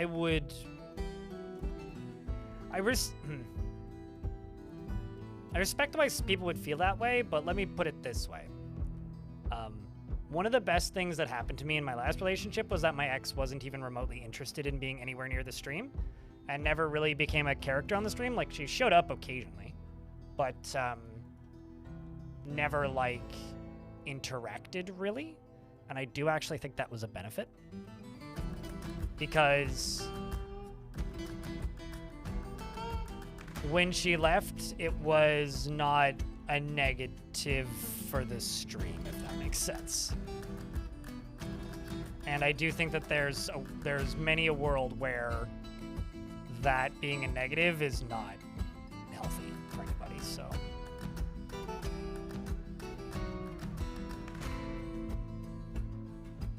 It's one of the reasons that, like, relationships that are public on sites like this often end explosively. Because, like, you know, if the audience takes sides, then there's a problem. It's never gonna end well. 3-stream streak cooler. Hell yeah.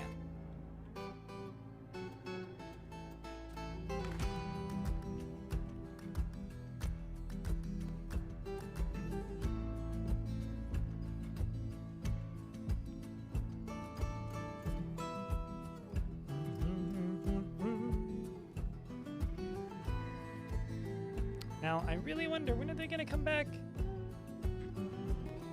Hopefully soon. I realize there's 2,000 population there, so it's going to be quite the fight, but...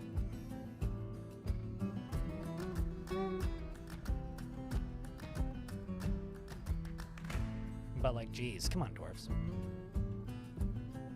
You can get back here sooner than not.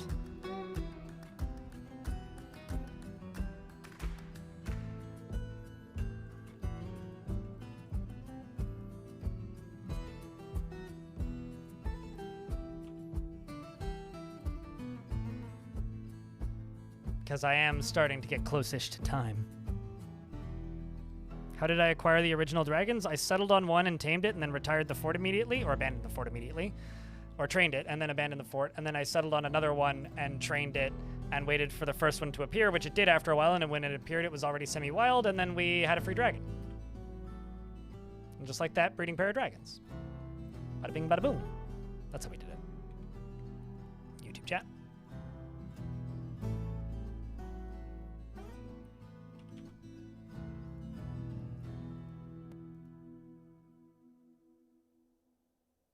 That was a really weird sound. It sounded like a garbage can getting thrown down a hill or off a building. It's like a plastic bouncing. I wonder if a traffic cone just got knocked over or something. That's kind of what it sounded like.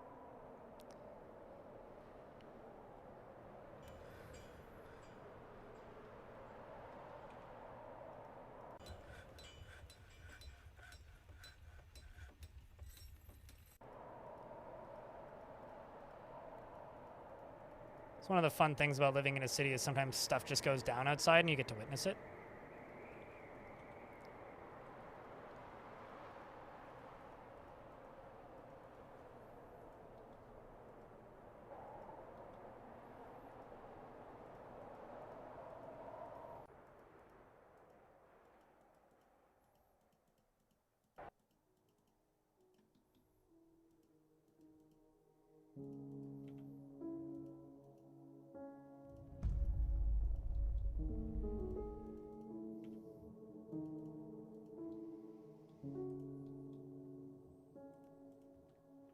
All right, now we keep waiting. Made 100 shell coffins. Doing a whole lot of ground paving.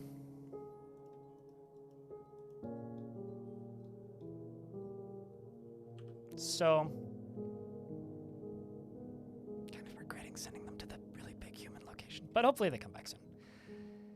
All right, Chad, I need you to cross your fingers and toes and hope that the dwarves come back soon. I'm also going to try this because I'm curious. I was mostly curious about demons, because there was a few demons stuck the last time I did that. But yeah, these are all their bedrooms that are currently inaccessible. Fuck it, let's chop down these jades. Might as well go grab those. The dragon brood is becoming something. Good lord, man. Good lord, there's so many of them.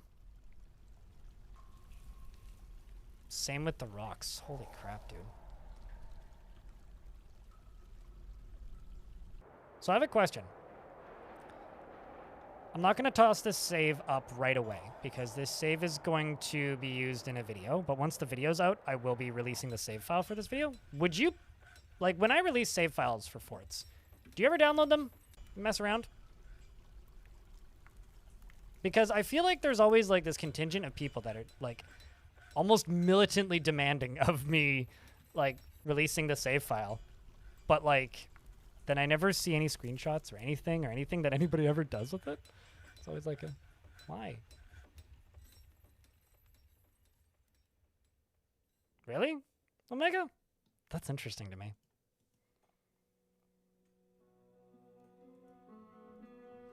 Not that it's hard to believe, necessarily, but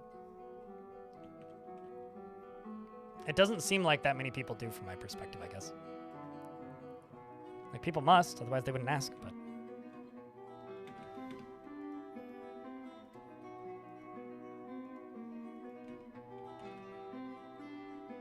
I just put the green glass in here.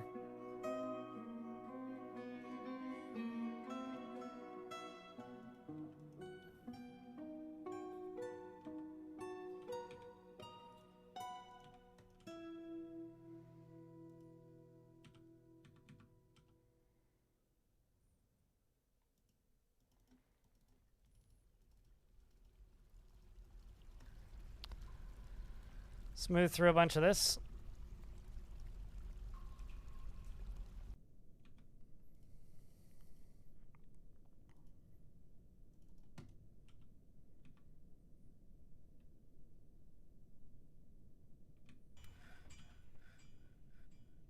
These are all dwarves running up and down, doing a ton of construction.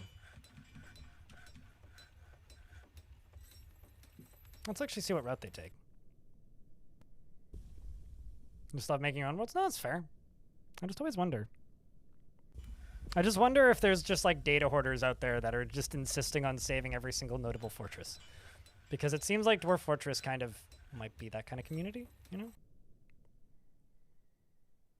It's very easy to mod that if you want to change it. And you can do that mid-save, Omega, in YouTube chat.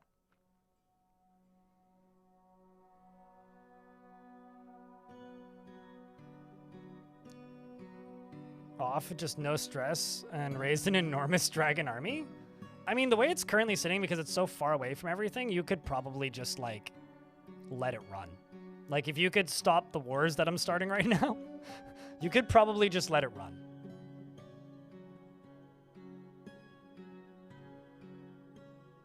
In that horrible area? Did you manage to get one settled, Electra? What's up, Benjamin? The BK stream yesterday? Oh, Burger Killers. Yes, right. It's like Burger King? I didn't do anything with Burger King. In your defense, I only streamed for like an hour and a half. So about maybe actually 2 hours. It was fun. The VOD will go up at some point. So I have to schedule it, but it's been a flurry of activity on your end. For those of you who don't know, Benjamin Stellar Jockeys is one of the people who's working around the fringes of Brigador Killers. Around the fringes of game development on Brigador Killers is maybe what I should have said. But I believe it. Hopefully good activity, though.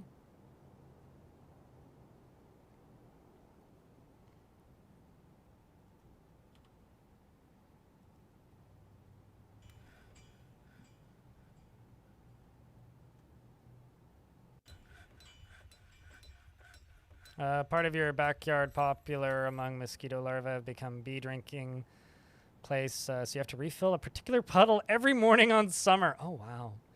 I used to piss off one of my neighbors a whole bunch because I have this habit of leaving honey out for wasps so that they would eat my slugs.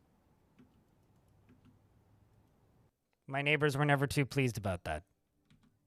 But I was like, it's late in the summer. They're all sad and cranky. And if I leave out honey, then they aren't hungry. And then they don't try to kill me, but still try to murder the wasps.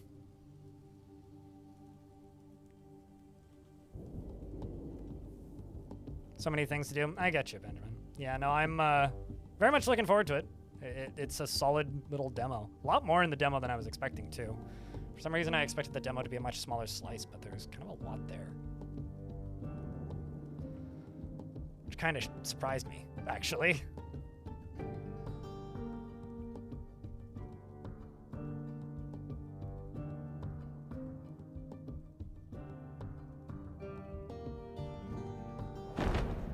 Another Forgotten Beast has arrived. This one has webs. And it can't get to me. You know what? I'm looking at the time.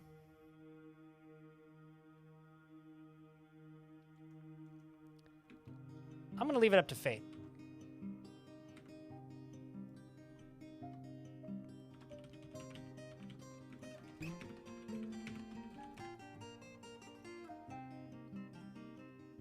Chat room, if you would like a copy of this save, I can get it to you when I get back from my vacation. But I think it's time for me to go. I'm looking at the clock, and it is 2:15 here. I have to get to my parents at a reasonable-ish time. So I kind of need to leave in about 45-ish minutes. So what I'm going to say is, to those of you who tuned in today, please tune in on the 30th, because that would be cool. We'll do something of fun. It'll be a new fort, you know. Ideally, this fortress will be a video by then. And if you enjoyed this fortress, keep an eye out for that.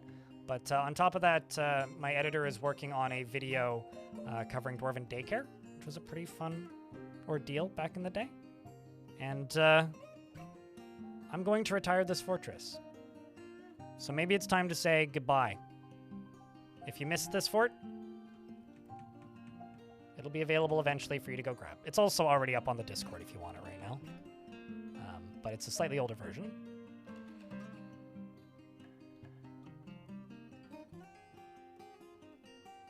All the dragons. This world is going to be demolished by dragons in the near future. Because they're all going to start leaving and killing things when I retire it. But it's going to be a good time. And of course, the great tavern in hell. I'm just going to grab a real quick screenshot of this.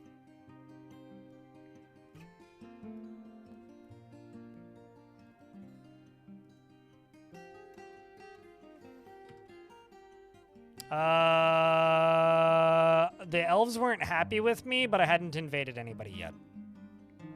Quino.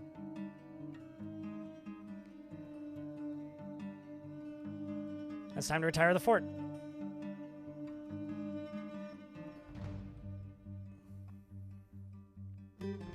How long did the preparations take?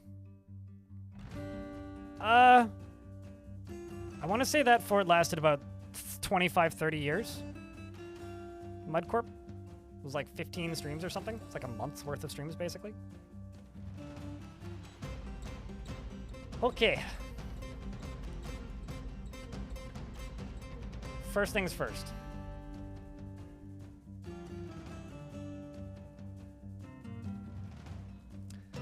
I'm shutting you down now, YouTube folks. Take care of yourselves. Don't forget about me when I come back. Please watch videos and such. Don't forget to leave comments on videos when you see them. And be nice to people and drink water. It's good for you. Laters, YouTube folks. All right, Twitch chat. You ready to go raid someone? Make it a good one?